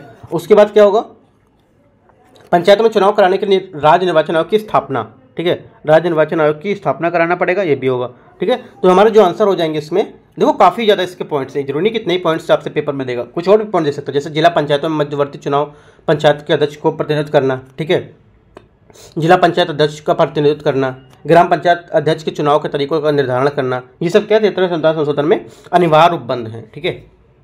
तो यहाँ से हमारा आंसर हो जाएगा आपका 27 का, यहाँ से ए आपका करेक्ट आंसर हो जाएगा। 1, 2 और 3, ठीक है, यहाँ पे 1, 2 और आपका 3, ये नहीं है, ये मेरे से गलती से लग गया था। तो 1, 2 और 3, बाकी जो मैंने आपको बताया वो भी आप यहाँ पे नोट कर सकते हैं। 73वें संविधान संशोधन लिखेंगे और जो मैंने बताया वो पॉइंट आप यहाँ लिख सकते हैं, ठीक है। अगला क्या है, 28 नंबर क्वेश्चन, नगर निगमों के संदर्भ में निम्नलिखित कथनों पर विचार करना है। परिषद नगर निगम की एक विधायी शाखा है जिसमें निर्वाचित और नामनिर्देशित दोनों सदस्य शामिल होते हैं। महापौर का मुख्य कार्य परिषद की बैठकों की अध्यक्षता करना। तीसरा है, नगर आयुक्त नगर निगम का मुख्य कार्यकारी अधिकारी होता है। इसको देखते हैं 28 नंबर, ठीक है। देखो पहला स्टेटमेंट यहाँ पर बोल रहा है इसने, परिषद के नगर निगम की एक विधायी शाखा जिसमें निर्वाचित और नाम निर्देशित सदस्य दोनों यहाँ पर क्या है, शामिल होते हैं, ठीक है। तो ये स्टेटमेंट हमारा करेक्ट है, राइट। पहला बात तो सही बोल रहा है। दूसरा स्टेटमेंट बोल रहा है, महापौर का मुख्य कार्य परिषद की बैठक की अध्यक्षता करना, ठीक है, बैठक की अध्यक्षता करना, ये भी बात एकदम सही है, क्योंकि महापौर जो मेयर होता है उसकी सहायता के लिए आपका डिप्टी मेयर भी होता है। उसके अधिकांश राज्यों में क्या चुनाव के लिए नवीनीकरण कार्यों के लिए एक वास्तव में अलंकारिक व्यक्ति होता है। तथा निगम का औपचारिक प्रधान होता है, उसका कार्य होता है बैठक करना, नॉर्मल सी बात है, ठीक है। ये तीसरा क्वेश्चन, तीसरा जो स्टेटमेंट है, तीसरा स्टेटमेंट भी आपका क्या है, सही है। नगर जो निगम आयुक्त होता है उसकी स्थायी समिति के लिए किए गए जो निर्णय हैं, कार्यान्वयन है, उसकी जिम्मेदारी लेता है वो, ठीक है। इस प्रकार वह निगम का जो मुख्य कार्यकारी है वो उसका अधिकारी भी होता है। वह राज्य सरकार द्वारा नियुक्त किया जाता है। किसके द्वारा, आपको याद रखना, नगर आयुक्त किसके द्वारा नियुक्त किया जाता है, राज्य सरकार के द्वारा ये नियुक्त किया जाता है। और समान तौर पर वह भारतीय प्रशासनिक अधिकारी IAS ऑफिसर होता है, ठीक है। आप देखेंगे जैसे कि आप अभी कुछ बिजली का बिल जमा करते हैं, ठीक है, या नगर निगम का कोई काम करते हैं, आप बर्थ सर्टिफिकेट बनवाते हैं या कुछ करते हैं, तो वहाँ पे आप साइट में जाएंगे तो आपको एक तो महापौर का पिक मिलेगा और एक आपका रहेगा यहाँ पे जो आपका रहते हैं IAS ऑफिसर रहता है नगर आयुक्त, उसका भी पिक मिलेगा। वहाँ पर नाम जो लिखा होगा ब्रैकेट में IAS ऑफिसर करके लिखा होगा, आप देखिएगा ये, ठीक है। तो ये आप देख सकते हैं, ठीक है, अपनी जो भी जहाँ पे आप रहते हैं वहाँ पे जो भी इसकी साइट रहेगी नगर निगम की, वहाँ पे देख सकते हैं। तो हमारा आंसर क्या होगा, तीनों यहाँ पे आंसर करेक्ट है, ठीक है, डी हो जाएगा। अगला क्या, 29, राज्यों में फास्ट ट्रैक कोर्ट, जो आपका फास्ट ट्रैक कोर्ट है FTC के संबंध में, ये क्या है। फास्ट ट्रैक कोर्ट का गठन संबंधित उच्च न्यायालय के परामर्श के राज्यपाल द्वारा यहाँ पर किया जाता है, 29 नंबर, ठीक है। फास्ट ट्रैक कोर्ट न्यायाधीश तदर्थ आधार पर यहाँ पर नियुक्त किए जाते हैं। तो कौन सा स्टेटमेंट आपका सही होगा, इसको देखते हैं।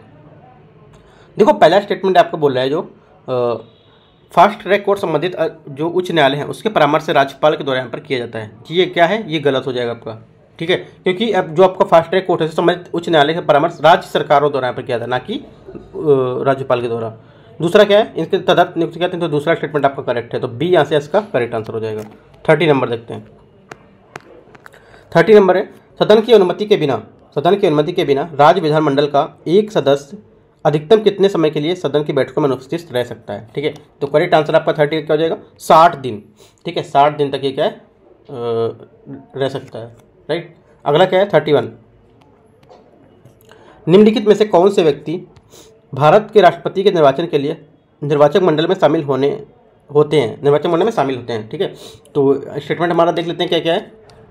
पहला स्टेटमेंट दिया है संसद के सदनों के नामनिर्देशित सदस्य, ठीक है, तो ये भी हमारा क्या हो जाएगा, इसके स्टेटमेंट हमारा करेक्ट हो जाएगा यहाँ, ये ठीक है। अगला क्या है, संसद के दोनों सदनों द्वारा नामनिर्देशित सदस्य, ये भी स्टेटमेंट करेक्ट नहीं है, इसको देख लेता हूँ। राज्यों के विधानसभाओं के निर्वाचित सदस्य, संघ राज्य क्षेत्रों में विधानसभाओं के निर्वाचित सदस्य कौन कौन होते हैं, इसको देखते हैं पहले। देखो संसद के दोनों सदस्य के निर्वाचित सदस्य कौन कौन से होंगे, राज्य विधानसभाओं के निर्वाचित सदस्य, ठीक है, संसद के दोनों सदनों के निर्वाचित सदस्य, राज्य विधानसभाओं के निर्वाचित सदस्य, और आपका संघ और दिल्ली पांडिचेरी जैसे विधानसभा के निर्वाचित सदस्य। यहाँ पे नाम निर्दिष्ट नहीं होंगे, निर्वाचित सदस्य होंगे, ठीक है, ये गलत हो जाएगा, ये होगा, तो 2 और 3 आपके आंसर करेक्ट हो जाएंगे, बी इसका करेक्ट आंसर हो जाएगा, क्या निर्वाचित सदस्य हो जाएंगे यहाँ। अगला क्या है, 32, निम्नलिखित में से किन विशेष परिस्थितियों में संसद राज्य सूची के विषय में कानून बना सकती है, किन परिस्थितियों में बना सकती है। पहला है राज्य सभा एक संकल्प द्वारा समर्थित राष्ट्र के हित में, ठीक है। दूसरा है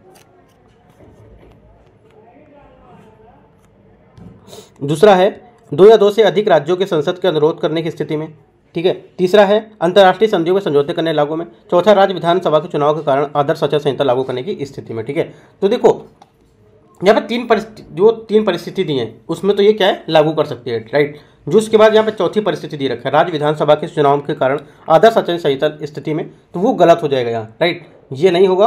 तो हमारा क्या हो जाएगा, हमारा पहला, दूसरा और आपका तीसरा, 3 विकल्प आपके सही होंगे, ठीक है। ये आपका 253 में बोला गया है, जो आपका संधि समझौते होते हैं, ये आपके 253 में होगा, अंतर्राष्ट्रीय संधि समझौते आपके आर्टिकल 253 253 में होगा ये, राइट, ठीक है। उसके बाद क्या है, राष्ट्रीय पथकाल, या तो आपका गलत हो जाएगा, ये सो नहीं होगा।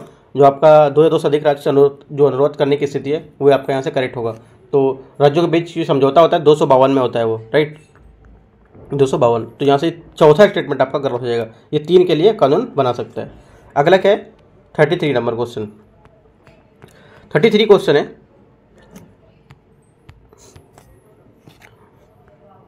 राज्यपाल की अध्यादेश जारी करने की शक्तियों के संदर्भ में निम्नलिखित कथनों पर विचार करना है। जो राज्यपाल अध्यादेश जारी करता है उसकी शक्ति, उसके बारे में आपको क्या है, विचार करना है। पहला स्टेटमेंट है, यह राज्य विधानमंडल की विधायी शक्ति के साथ सह अस्तित्व होता है, ये विवेकाधीन शक्ति इसमें नहीं होती है। राज्य विधायिका के पुनः समवेत होने के ये 6 माह के उपरांत अध्यादेश समाप्त हो जाता है। तो इनमें से कौन सा कथन यहाँ पर सही होगा, ये पूछा है, ठीक है। जो को पहला स्टेटमेंट बोला है, इसकी अध्यादेश जारी करने की शक्ति राज्य विधान जो मंडल है उसकी विधायी शक्ति के साथ साथ सह अस्तित्व में होती है। पहला स्टेटमेंट क्या है, करेक्ट होगा। दूसरा स्टेटमेंट है वे विवेकाधीन शक्ति नहीं है। क्या है? ये विवेकाधीन शक्ति नहीं है, तो दोनों स्टेटमेंट करके उसकी अध्यादेश जारी करने की शक्ति विवेकाधीन शक्ति नहीं होती है। इसका अर्थ यह है कि कोई विधि बनाने या किसी अध्यादेश को वापस लेने का कार्य केवल मुख्यमंत्री की अध्यक्षता वाली परिषद है, उसकी सलाह पर ही है कर सकता है। तो दोनों स्टेटमेंट करेक्ट है, पहला दूसरा। तीसरा देखते हैं, राज्य विधायकों का पुनः समवेत होने के 6 माह पश्चात उपरांत यहाँ पर अध्यादेश समाप्त हो जाता है। राइट, ये गलत है। उसके द्वारा जारी किए गए अध्यादेश विधानमंडल के सत्र फिर से शुरू होने के 6 सप्ताह के उपरांत समाप्त हो जाता है। क्या? जो आपका विधानमंडल का सत्र है फिर से शुरू होने के 6 सप्ताह के उपरांत समाप्त हो जाता है। राइट, ये निर्धारित 6 सप्ताह से पहले भी हो सकता है, पहले भी समाप्त हो सकता है। ये विधान जो आपकी राज्य विधानसभा है उसके द्वारा अस्वीकृत करने वाला प्रस्ताव तो यहाँ पर पारित किया जाएगा, जिससे क्या विधान परिषद के द्वारा उस पर सहमति व्यक्त की जाएगी। तो तीसरा स्टेटमेंट यहाँ से आपका गलत हो जाएगा, 6 माह नहीं होगा, 6 सप्ताह। ठीक है, अगला क्या है? अगला देखते हैं। तो 1, 2 आपके करेक्ट हो जाएंगे, ये यहाँ से करेक्ट आंसर हो जाएगा आपका। ठीक है, 34, निम्नलिखित में से किस समिति की सिफारिश पर अनुच्छेद 263 की एक स्थायी अंतर्राज्यीय परिषद की स्थापना की गई थी? तो करेक्ट आंसर आपका 34 का हो जाएगा, सरकारिया समिति, सरकारी आयोग है उसके। तो सी यहाँ से आपका 1983 करेक्ट हो जाएगा, क्योंकि जो आपका सरकारी आयोग है केंद्र सरकार के जो उच्चतम न्यायालय है उसमें सेवानिवृत्त न्यायाधीशों के RS सरकारिया की अध्यक्षता में केंद्र राज्य संबंध के बीच में 3 जो 3 सदस्यीय आयोग है उसका गठन यहाँ पर किया गया था। कब? अक्टूबर 1987 में।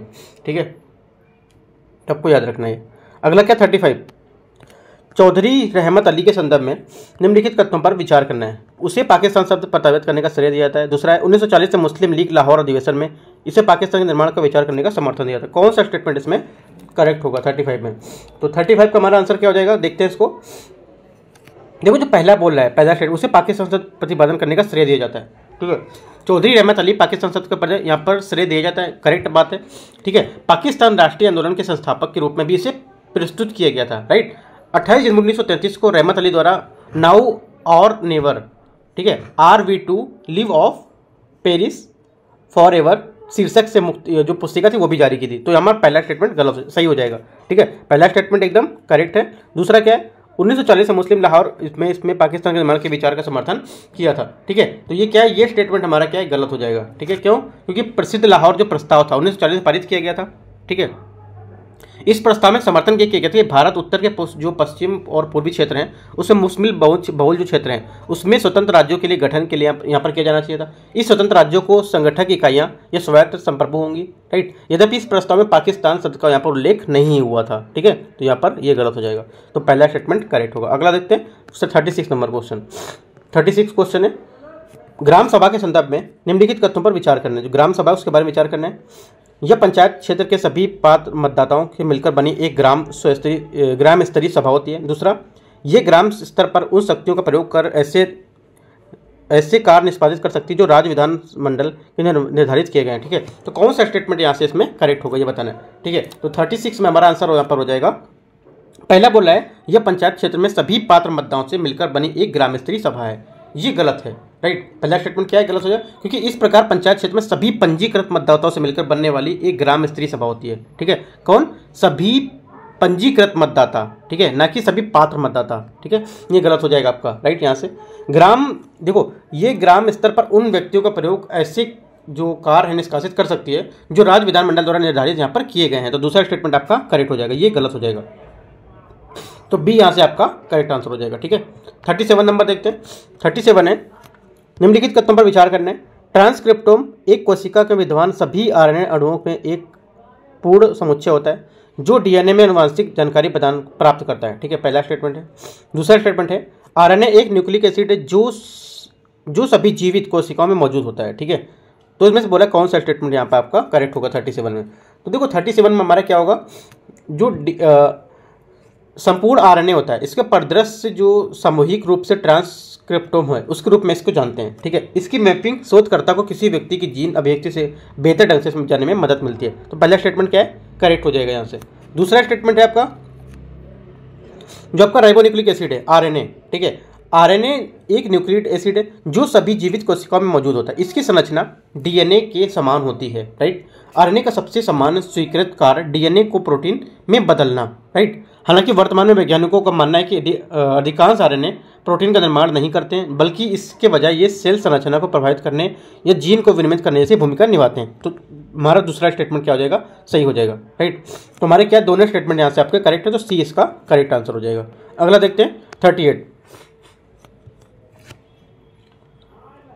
38 है, पैगा मकबरे के संदर्भ में निम्नलिखित कथनों पर विचार करना। जो पैगा मकबरा है उसके बारे में आपको यहाँ पर 3 कथन दिए हैं, वो विचार करना। पैगा मकबरा आसफ जाह और राजपूतानी शैली की वास्तुकला का एक सुंदर मिश्रण प्रस्तुत करता है, ठीक है। 38 का यहाँ पे पहला स्टेटमेंट है। तो पहला स्टेटमेंट क्या है आपका, जो पहला स्टेटमेंट है यहाँ से करेक्ट होगा, क्योंकि जो निजामों की पुत्रियाँ हैं उनसे विवाह करने के लिए पैगा निजामों के परिवार के सदस्य के बाद हैदराबाद की रियासत में सर्वोच्च श्रेणी की कुलीन थी, ठीक है। पैगा एकमात्र कुलीन परिवार था जिसे सुल्तान अपनी निजी सेना रखने के लिए अनुमति दिया करते थे। तो पहला स्टेटमेंट आपका करेक्ट हो जाएगा। दूसरा क्या है, पैगा हैदराबाद रियासत सर्वोच्च श्रेणी के यहाँ पे कुलीन थे, ठीक है। ये क्या है, सर्वोच्च श्रेणी के कुलीन थे। तो जो दूसरा स्टेटमेंट है यहाँ पे आपका, दूसरा स्टेटमेंट भी आपका करेक्ट होगा। तीसरा है, ये लाल संगमरमर से निर्मित उत्कृष्ट रूप में डिजाइन किए गए इंटीरियर कारण आगंतुक को आकर्षित करते थे, राइट। ये इसका गलत हो जाएगा, ये तीसरा स्टेटमेंट जो आपका है ये गलत हो जाएगा यहाँ पर, क्योंकि ये देखो ये पैगा मकबरे का शम्स अल उमरा पैगा परिवार की कुलीनता से संबंधित मकबरे थे, ठीक है। ये मकबरे निजामों में अत्यधिक वफादार व्यक्तियों में से हैं, राइट। ये मकबरे हैदराबाद राज्य के जो आपके अजूबे हैं उनमें से एक माने जाते हैं, राइट। अपनी स्थापत्य उत्कृष्टता के लिए यहाँ पर ये जाने जाते थे। ये मकबरे 200 साल पुराने हैं। पैगा कुलीन वर्ग की जो पीढ़ियाँ हैं उसमें अंतिम यहाँ पे आश्रय स्थल इसको देते थे, ठीक है। तो हमारा जो ये था डी नंबर, ये आपका गलत हो जाएगा। यहाँ से जो तीसरा नंबर है वो गलत हो जाएगा, क्योंकि राजपूतानी शैली वास्तुकला का एक सुंदर मिश्रण प्रस्तुत करता है। ये भी आपको यहाँ पे पता होना चाहिए, ठीक है। ये जो पैगा है सफ़ेद संगमरमर से निर्मित पैगा मकबरे के जो डिजाइन है वो किए गए इंटीगर से, सफ़ेद संगमरमर से, ना कि आपका लाल संगमरमर से। तीसरा गलत हो जाएगा। अगला क्या है, तो जो वो चारों पांचों बातें जो मैंने बताई आपको पैगा मकबरे के बारे में पता होना चाहिए क्या है। 39 नंबर क्वेश्चन, 39 नंबर क्वेश्चन है, निम्नलिखित में से किस देश ने हाल ही में अपने क्षेत्र में वनों को बहाल करने के लिए शाहबलूत चेस्टनट के लिए वृक्ष के आनुवंशिक रूप से संशोधन यहाँ पर किया है। तो करेक्ट आंसर आपका 39 का हो जाएगा यहाँ पर संयुक्त राज्य अमेरिका, ठीक है। तो यहाँ पर America, United state of America, यहाँ पर इसका करेक्ट आंसर हो जाएगा। अगला है 40 नंबर, उच्च न्यायालय के रिट 6 क्षेत्राधिकार के संबंध में निम्नलिखित कथनों पर विचार करना है। उच्च न्यायालय के रिट, ठीक है। पहला है, उच्च न्यायालय के जो विपरीत उच्चतम न्यायालय के विपरीत उच्च न्यायालय किसी साधारण कानूनी अधिकार को लागू करने के लिए रिट जारी कर सकती है। दूसरा है, रिट क्षेत्राधिकार संविधान के मूल संरचना का भाग है। तो हमारा कौन सा आंसर इसमें करेक्ट होगा, ये पूछ रहा है 40 में, ठीक है। तो 40 का देखो जो पहली बात बोला है ये आपका एकदम करेक्ट है, क्योंकि जो आप संविधान के अनुच्छेद 226 में क्या है, उच्च न्यायालय के नागरिकों को यहाँ पर मूल जो अधिकार है उसके प्रवर्तन के लिए किसी अन्य उद्देश्य के लिए बंदी, प्रदर्शीकरण, परमादेश, उत्प्रेषण, प्रतिषेध, अधिकार परीक्षा, ये सब क्या रिट जारी करने का अधिकार यहाँ पर प्रदान करता है। तो पहला स्टेटमेंट आपका करेक्ट हो जाएगा, ठीक है। उसके बाद ये दूसरा स्टेटमेंट बोल रहा है कि देखो उच्चतम न्यायालय के मूल अधिकार के प्रवर्तन के लिए रिट जारी कर सकते हैं, क्योंकि इसमें अन्य उद्देश्य हैं जो वो उसके लिए, क्योंकि किसी अन्य उद्देश्य के लिए यहाँ पर इसमें आप रिट जारी नहीं कर सकते। इसका अर्थ ये है कि उसे उस मामले में विस्तारित नहीं होता है जहाँ किसी अन्य समान कानूनी अधिकार का उल्लंघन यहाँ पर आरोप लगाया गया हो, ठीक है। दूसरा स्टेटमेंट क्या है, चंद्र कुमार मामला 1997 उच्चतम न्यायालय ने निर्णय दिया था कि उच्च न्यायालय दोनों का अधिकार क्षेत्र मूल संरचना का भाग है। तो दोनों स्टेटमेंट करेक्ट है, सी इसका करेक्ट आंसर हो जाएगा, ठीक है। आपसे ये भी क्वेश्चन पूछ सकता था कि रिट क्षेत्राधिकार है मूल संरचना का भाग है, ये किस में कहा गया था, है ना, किस जो वाद था, कौन सा वाद था या कौन सा मामला था उसमें कहा गया था। तो चंद्र कुमार मामला 1997 या चंद्र कुमार वाद 1997 में ये कहा गया था, याद रखना है भी। अगला क्या, 41 अनुच्छेद 161 के बारे में बताना है कि राज्यपाल द्वारा क्षमादान शक्ति के संदर्भ में निम्नलिखित में से कथनों पर विचार करना है। वह मृत्युदंड को क्षमा कर सकता है, ठीक है। पहला स्टेटमेंट है वह मृत्युदंड को क्षमा कर सकता है, बिल्कुल गलत है, वह मृत्युदंड को क्षमा नहीं कर सकता है। आर्टिकल देखो राज्यपाल आपका आर्टिकल कितना 161 में इसको क्षमादान शक्ति का उल्लेख यहाँ पर इसका किया गया है, ठीक है। यह नहीं कर सकता, किसी विधि के विरुद्ध दिए गए किसी अपराध के लिए जो आपका सिद्ध दोष है उसके दंड को क्षमा, उसका प्रतिलंबन, विराम, प्रतिहार करने की जो दंडादेश हैं, ठीक है, वो निलंबन या परिहार करने की लघुकरण शक्ति को बता सकता है ना, मतलब कम करा सकता है। तो दूसरा स्टेटमेंट हमारा करेक्ट हो जाएगा, पहला नहीं गलत हो जाएगा। तो हमारा बी यहाँ से इसका करेक्ट आंसर हो जाएगा 41 का। 42 नंबर देखते हैं। 42 नंबर क्वेश्चन है, भारत के उच्चतम न्यायालय भारत के उच्चतम न्यायालय के न्यायाधीशों के संदर्भ में निम्नलिखित कदमों पर विचार करना है। कोई व्यक्ति जो किसी भी उच्च न्यायालय में 10 वर्षों से अधिक समय तक अधिवक्ता रहा हो, ठीक है। दूसरा स्टेटमेंट है, संविधान ने उच्चतम न्यायालय के न्यायाधीशों के कार्यकाल के साथ साथ उसकी न्यूनतम आयु भी निर्धारित की है, ठीक है। तो करेक्ट आंसर हमारा क्या हो जाएगा 41 का। 41 का हमारा देखो यहाँ पर पूछ रहा है सही आंसर इनमें से क्या होगा उच्चतम न्यायालय के न्यायाधीशों के संदर्भ में, ठीक है। तो देख लेते हैं। देखो पहला जो स्टेटमेंट बोल रहा है वह किसी उच्च न्यायालय के न्यायाधीश 10 वर्षों तक अधिवक्ता रहा हो, बात एकदम सही बोल रहे हैं, सही बात है, ठीक है। दूसरी बात बोल रहा है यहाँ पर, दूसरा बात है उस संविधान के उच्चतम न्यायालय के न्यायाधीशों के कार्यकाल साथ साथ उसकी न्यूनतम आयु भी निर्धारित नहीं की है। करेक्ट है, क्योंकि संविधान ने उच्चतम न्यायालय के न्यायाधीशों का कार्यकाल निर्धारित किया है, ठीक है। हालांकि इस संबंध में संविधान के निम्नलिखित 3 प्रावधान करते हैं, है ना। क्या क्या? वह 65 वर्ष की आयु प्राप्त करने पर पद पर बना रह सकता है, ये कर सकते हो आप, ठीक है। वह राष्ट्रपति को पद लिखकर अपने पद से त्यागपत्र दे सकता है, कभी भी दे सकता है। संसद की सिफारिश पर राष्ट्रपति द्वारा उसे पद से हटाया जा सकता है, राइट। ये वाला हमारा स्टेटमेंट करेक्ट होगा। तो दोनों स्टेटमेंट यहाँ पे आपके क्या है करेक्ट होंगे। तो 42 का यहाँ से आपका क्या हो जाएगा, दोनों स्टेटमेंट सही, सी यहाँ से करेक्ट आंसर हो जाएगा। 43 नंबर क्वेश्चन 43 है, हाइपरसोनिक प्रौद्योगिकी प्रदर्शन वाहन के संदर्भ में निम्नलिखित में से कौन सा सही है। यह रैम जेट इंजन द्वारा संचालित मानव रहित प्रदर्शन विमान है। यह प्रणोदन के लिए वायुमंडलीय ऑक्सीजन का उपयोग करता है। तो कौन सा स्टेटमेंट यहाँ पे आपका 43 में करेक्ट होगा, ठीक है। जो पहला स्टेटमेंट बोल रहा है हाइपरसोनिक प्रौद्योगिकी प्रदर्शन वाहन एक स्क्रैमजेट इंजन द्वारा संचालित और स्वदेशी जो रूप से विकसित प्रदर्शन वाहक है यहाँ पर, ठीक है। तो मानव रहते होगा, ये गलत हो जाएगा। पहला यहाँ पर क्या है, गलत हो जाएगा। दूसरा स्टेटमेंट क्या है, दूसरा स्टेटमेंट यहाँ पर आपका इसका लिए वायुमंडल ऑक्सीजन का उपयोग करता है। देखो HSTDV जो आपका है ये एक एयर ब्रीडिंग जो आपका स्क्रैमजेट इंजन प्रयोग किया था। इसका अर्थ होता है ये प्रबंधन के लिए वायुमंडलीय ऑक्सीजन का उपयोग करता है, ठीक है। क्या है उसका उपयोग करता है। तो बी हमारा करेक्ट हो जाएगा, मतलब दूसरा करेक्ट हो जाएगा। तो बी यहाँ से इसका करेक्ट आंसर, पहला गलत हो जाएगा। 44 नंबर क्वेश्चन, भारत के राष्ट्रपति के संदर्भ में निम्नलिखित कथनों पर विचार करना है। वह कितने भी बार पुनः राष्ट्रपति के लिए निर्वाचित होने का पात्र हो सकता है, लेकिन क्या है अमेरिका में ऐसा नहीं है, सिर्फ 2 बार है। तो पहला स्टेटमेंट हमारा पता है कि करेक्ट हो गया, ठीक है। अगला क्या है, उससे संविधान द्वारा निर्धारित उपलब्धियां और विशेषाधिकार क्या है यहाँ पर प्राप्त होते हैं, ठीक है। दूसरा क्या है, देखो उससे संसद के द्वारा निर्धारित उपलब्धियां पर प्राप्त होती है, ना कि संविधान के द्वारा, संसद के द्वारा प्राप्त होती है, ना कि संविधान के द्वारा। तो ये गलत हो जाएगा। इसमें क्वालिफाइड और पॉकेट वीटो की शक्तियां निहित होती हैं, ठीक है। इसमें क्या क्वालिफाइड और पॉकेट वीटो की शक्तियां निहित होती हैं। तो देखो उपरोक्त में से 4 में से भारत के राष्ट्रपति के पास 3 वीटो शक्तियां, अत्यांकित, निलंबनकारी और पॉकेट, ठीक है। कौन कौन सा, अत्यांकित, निलंबनकारी और पॉकेट वीटो। भारतीय राष्ट्रपति के पास क्वालिफाइड वीटो नहीं है, ठीक है। ये आपका गलत हो जाएगा। तो 2 आपके गलत हो जाएंगे, तो पहला ओनली यहाँ पर करेक्ट हो जाएगा ए। अगला देखते हैं 45 नंबर क्वेश्चन। 45 क्वेश्चन है, FIRE फायर रेट का पहल के संबंध में निम्नलिखित कदम विचार करना है। इसका उद्देश्य वनाग्नि के प्रभाव ढंग से प्रबंधित करने के लिए कृत्रिम बुद्धिमत्ता AI का प्रयोग करना है। दूसरा है इसे विश्व आर्थिक मंच द्वारा यहाँ पर क्या लॉन्च किया गया। तो में से कौन सा इसमें करेक्ट आंसर होगा, ये आपको बताना है 45 में, ठीक है। देखो पहले यहाँ पर बोल रहा है जो आपको फायर रेट है, ये जलवायु परिवर्तन परिणाम स्वरूप वनाग्नि जंगल की आग है उसकी प्रसार या आवृत्ति से भी यहाँ पर वृद्धि हुई है। तो उसमें क्या है, इसकी ये एक प्रकार से खतरा पैदा करते हैं, तो उसके लिए क्या है ये इसकी रक्षा करेगा, ठीक है। तो ये क्या हमारा ये इसका प्रबंधित AI का उपयोग करना, ये हमारा करेक्ट आंसर हो जाएगा। पहला ये करेक्ट होगा, मतलब एक हमारा स्टेटमेंट करेक्ट होगा। दूसरा क्या है, इससे विश्व आर्थिक मंच द्वारा यहाँ पर क्या लॉन्च किया गया है, किसके द्वारा, विश्व आर्थिक मंच द्वारा लॉन्च किया गया, ये भी करेक्ट है। इस वैश्विक मुद्दे का समाधान करने के लिए विश्व आर्थिक मंच जो आपका आर्टिफिशियल इंटेलिजेंस और मशीन लर्निंग प्लेटफॉर्म है, ठीक है, उसके नेटवर्क से यहाँ पर क्या इसको पहल शुरुआत की गई थी इसमें, राइट। तो ये भी हमारा इसका करेक्ट आंसर, दोनों स्टेटमेंट इसके करेक्ट हो जाएंगे, राइट। देखिए इस पहल में क्या क्या शामिल है, ये दोनों स्टेटमेंट हमारे करेक्ट हो गए।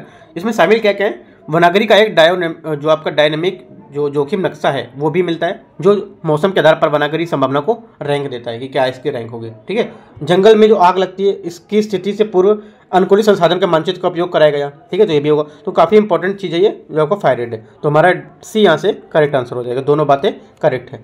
अगला देखते हैं 46 नंबर, निम्नलिखित में से कार्यों पर कौन सा किसी राज्य के मुख्यमंत्री द्वारा यहाँ पर किए जाते हैं। राज्य के मुख्यमंत्री द्वारा कौन से कार्य किए जाते हैं, इजी क्वेश्चन है, पता होगा आपको। वह सॉलिसिटर जनरल की नियुक्ति के संबंध में राज्यपाल को सलाह देता है। करेक्ट है स्टेटमेंट, एकदम सही है, ठीक है। वह अंतर्राज्यीय परिषद की अध्यक्षता करता है, वह अंतर जो राज्य परिषद है उसकी अध्यक्षता भी करता है। देखो वह अंतर्राज्यीय परिषद जो और नीति आयोग की जो प्रशासनिक परिषद है उसका सदस्य होता है। इन दोनों की अध्यक्षता प्रधानमंत्री करता है, अध्यक्षता वो नहीं करता यहाँ पर, ठीक है, अध्यक्षता नहीं करेगा। तो ये गलत हो जाएगा। वह सॉलिसिटर जनरल, सॉरी यहाँ पर जो बोला था उसने कि वह सॉलिसिटर जनरल की नियुक्ति के संबंध में राष्ट्रपति को सलाह देता है, ये गलत है। ये सलाह यहाँ पर पहला भी नहीं देगा, क्योंकि देखो वह राज्यपाल के महाधिवक्ता, ठीक है, जो महाधिवक्ता है, राज्यपाल को महाधिवक्ता लोक सेवा आयोग के अध्यक्ष उसके सदस्यों को चुनाव जैसे महत्वपूर्ण अधिकारियों की नियुक्ति संबंध में सलाह देता है, राइट। ये सॉलिसिटर जनरल को नहीं देगा, ये भी गलत हो जाएगा। और आपका ये भी गलत हो गया दूसरा भी। वह क्या, वह योजना बोर्ड का अध्यक्ष होता है, ठीक है। क्या है, वह योजना बोर्ड का अध्यक्ष होता है, ये एकदम करेक्ट है। वह योजना बोर्ड का अध्यक्ष होता है, वह संबंधित क्षेत्र के परिसर के लिए यहाँ पर कार्य भी कर सकता है। तो ओनली यहाँ पर 3 करेक्ट है, सिर्फ तीसरा करेक्ट है। अगला देखते हैं 47। भारत में पंचायत राज के विकास के संदर्भ में निम्नलिखित कथनों में समितियों में कालक्रम के अनुसार व्यवस्थित करना है। अशोक मेहता समिति, GV राव समिति, GVK राव समिति, थुंगन समिति, ML सिंघवी समिति। तो ये क्या है, कालक्रम के अनुसार इसको व्यवस्थित करेंगे, जितने क्या इनका कालक्रम रहेगा, ठीक है। तो देखते हैं, देखो अशोक जो मेहता समिति है यहाँ पर, ठीक है, अशोक मेहता समिति, जो GVK राव समिति है, ये 1985 में योजना आयोग के द्वारा यहाँ पर इसमें किया गया था। 1985 में GVK राव, 1985 उससे पहले क्या था, उससे पहले आपका अशोक मेहता समिति थी 1977 अशोक मेहता समिति में किया गया था, ठीक है। उसके बाद क्या, थुंगन समिति आप क्या आएगी, थुंगन समिति आपकी आएगी 1988 में, ठीक है। कब, 1988 में। उससे पहले आपकी आएगी थुंगन समिति से पहले आएगी आपकी राजीव गांधी सरकार ML सिंघवी समिति 1986, ठीक है। तो इसके हिसाब से मैच करेंगे तो 1988 आपके सबसे लास्ट में कौन सी आई थी, सबसे लास्ट में आई थी आपकी थुंगन समिति, ठीक है। सबसे लास्ट में थुंगन समिति रहेगी। तो 3 लास्ट में रहेगा आपका, 3 कहाँ रहेगा, लास्ट में। 3 आपका लास्ट में 47 का C में आ रहा है, ठीक है। कहाँ आ रहा है, 3 लास्ट में, तो यहाँ पर CS का करेक्ट। अगर देखो आपको ये पता होता कि जो ML सिंघवी समिति है ये सबसे लास्ट में आई थी, तो यहीं से आपका आंसर निकल जाता है, तीनों देखने की जरूरत नहीं पड़ती आपको, ठीक है। अगला देखते हैं 48 नंबर क्वेश्चन। 48 नंबर क्वेश्चन है, राज्य निर्वाचन आयोग के संदर्भ में निम्नलिखित नीचे दिए गए यहाँ पर जो कथन है उसमें से कौन सा सही नहीं है इनमें से, ठीक है। कौन सा यहाँ पर सही नहीं है आपको ये बताना है, राइट।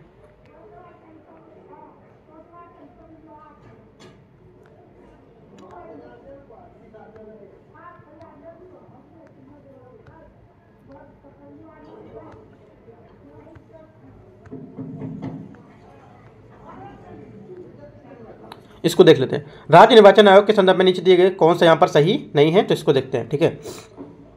इसमें बोल रहा है राज्य निर्वाचन आयोग के संदर्भ में, इसमें पहला इसमें राज्यपाल द्वारा नियुक्त एक राज्य चुनाव का आयुक्त होता है। दूसरा है यह पंचायत चुनाव के लिए मतदाता सूची तैयार करता है। तीसरा है राज्य चुनाव आयुक्त की सेवा शर्तों में उनकी नियुक्ति के बाद उनके लाभकारी परिवर्तन के यहाँ पर शामिल होते हैं, ठीक है। तो यहाँ पर ये दिखा रहा है। तो देखो स्टेटमेंट के हिसाब से आप देखेंगे कौन से राज्य निर्वाचन आयोग के बारे में यहाँ पर सही नहीं है। तो हमारा देखो जो आंसर हो जाएगा 48 में हमारा आंसर हो जाएगा D, ठीक है। हमारा कौन सा स्टेटमेंट सही नहीं है, जो हमारा D स्टेटमेंट है, ये भारत के निर्वाचन आयोग में समग्र देखरेख में काम करता है। समग्र भारत जो निर्वाचन आयोग है उसकी समग्र देखरेख में यहाँ पर काम करता है। ये स्टेटमेंट आपका गलत हो जाएगा यहाँ, राइट।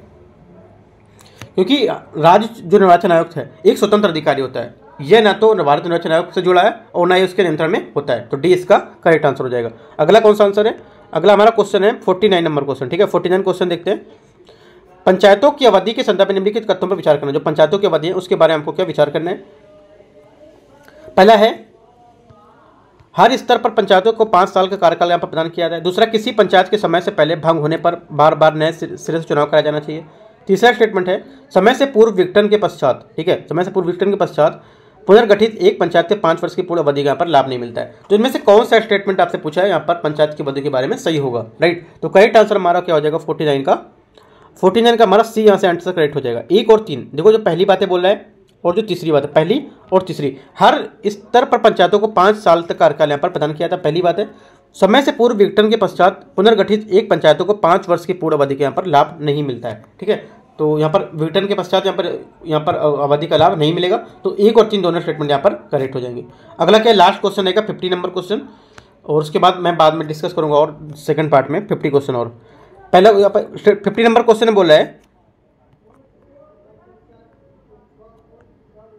50 क्वेश्चन में बोल रहा है यहाँ पर एक यहाँ पर दिया है कथन A और कथन R दिया है। भारत का राष्ट्रपति संसद का अभिन्न अंग है, ठीक है। दूसरा R बोला है संसद के दोनों सदनों के पारित विधेयक राष्ट्रपति की सहमति के बिना कानून नहीं बन सकता है। उनमें से कौन सा कथन यहाँ पर आपका सही होगा ये बता रहा है, ठीक है।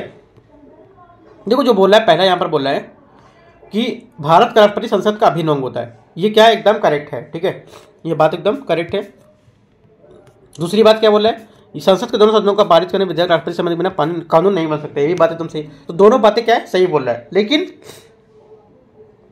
जो आर है, आर ए की सही व्याख्या नहीं करता है, आर ए की सही व्याख्या नहीं करता, क्योंकि यहाँ पे बात क्या हो रही थी, यहाँ पे बात हो रही थी राष्ट्रपति के, जो भारत के राष्ट्रपति उसकी संसद के अभिन्न अंग की बात हो रही थी, ठीक है। तो उसके आगे की बहुत बात और होती, यहाँ पे उसने बोल दिया संसद के दोनों सदनों में विधेयक की बात कर दी। यहाँ पे बात क्या चल रही थी, राष्ट्रपति संसद की जो अभिन्न अंग थे उसके बारे में चल रही, यहाँ पे विधेयक की बात कर, तो ये इसकी व्याख्या नहीं कर रहा है, सही है बट इसकी व्याख्या नहीं कर रहा है ये, ठीक है। तो हमारा क्या हो जाएगा यहाँ पे, इसका आंसर ए करेक्ट हो जाएगा, ठीक है। 50 का हमारा ए यहाँ से इसका करेक्ट आंसर हो जाएगा ये वाला, ठीक है। सही है बट इसके आगे की व्याख्या नहीं करता है, राइट। तो इस टाइप से मैंने कितने आपका जो 50 क्वेश्चन थे, 50 क्वेश्चन मैंने डिस्कस कर लिए, और जो आगे के बचेंगे क्वेश्चन, अब जो 50 क्वेश्चन बचेंगे वो मैं आपको पार्ट नंबर सेकंड में कर दूंगा, ठीक है। सेकंड पार्ट में डिस्कस कर दूंगा वो, राइट। तो कोई डाउट रहता है आप नीचे कमेंट में पूछ सकते हैं। बाकी दृष्टि है इसका भी मैं टेस्ट सीरीज चला रहा हूँ, वहाँ पे मैंने आपको एक ऊपर आपका करीब 40 क्वेश्चन वहाँ पे मैंने पूरे कर दिए हैं, ठीक है। All the best.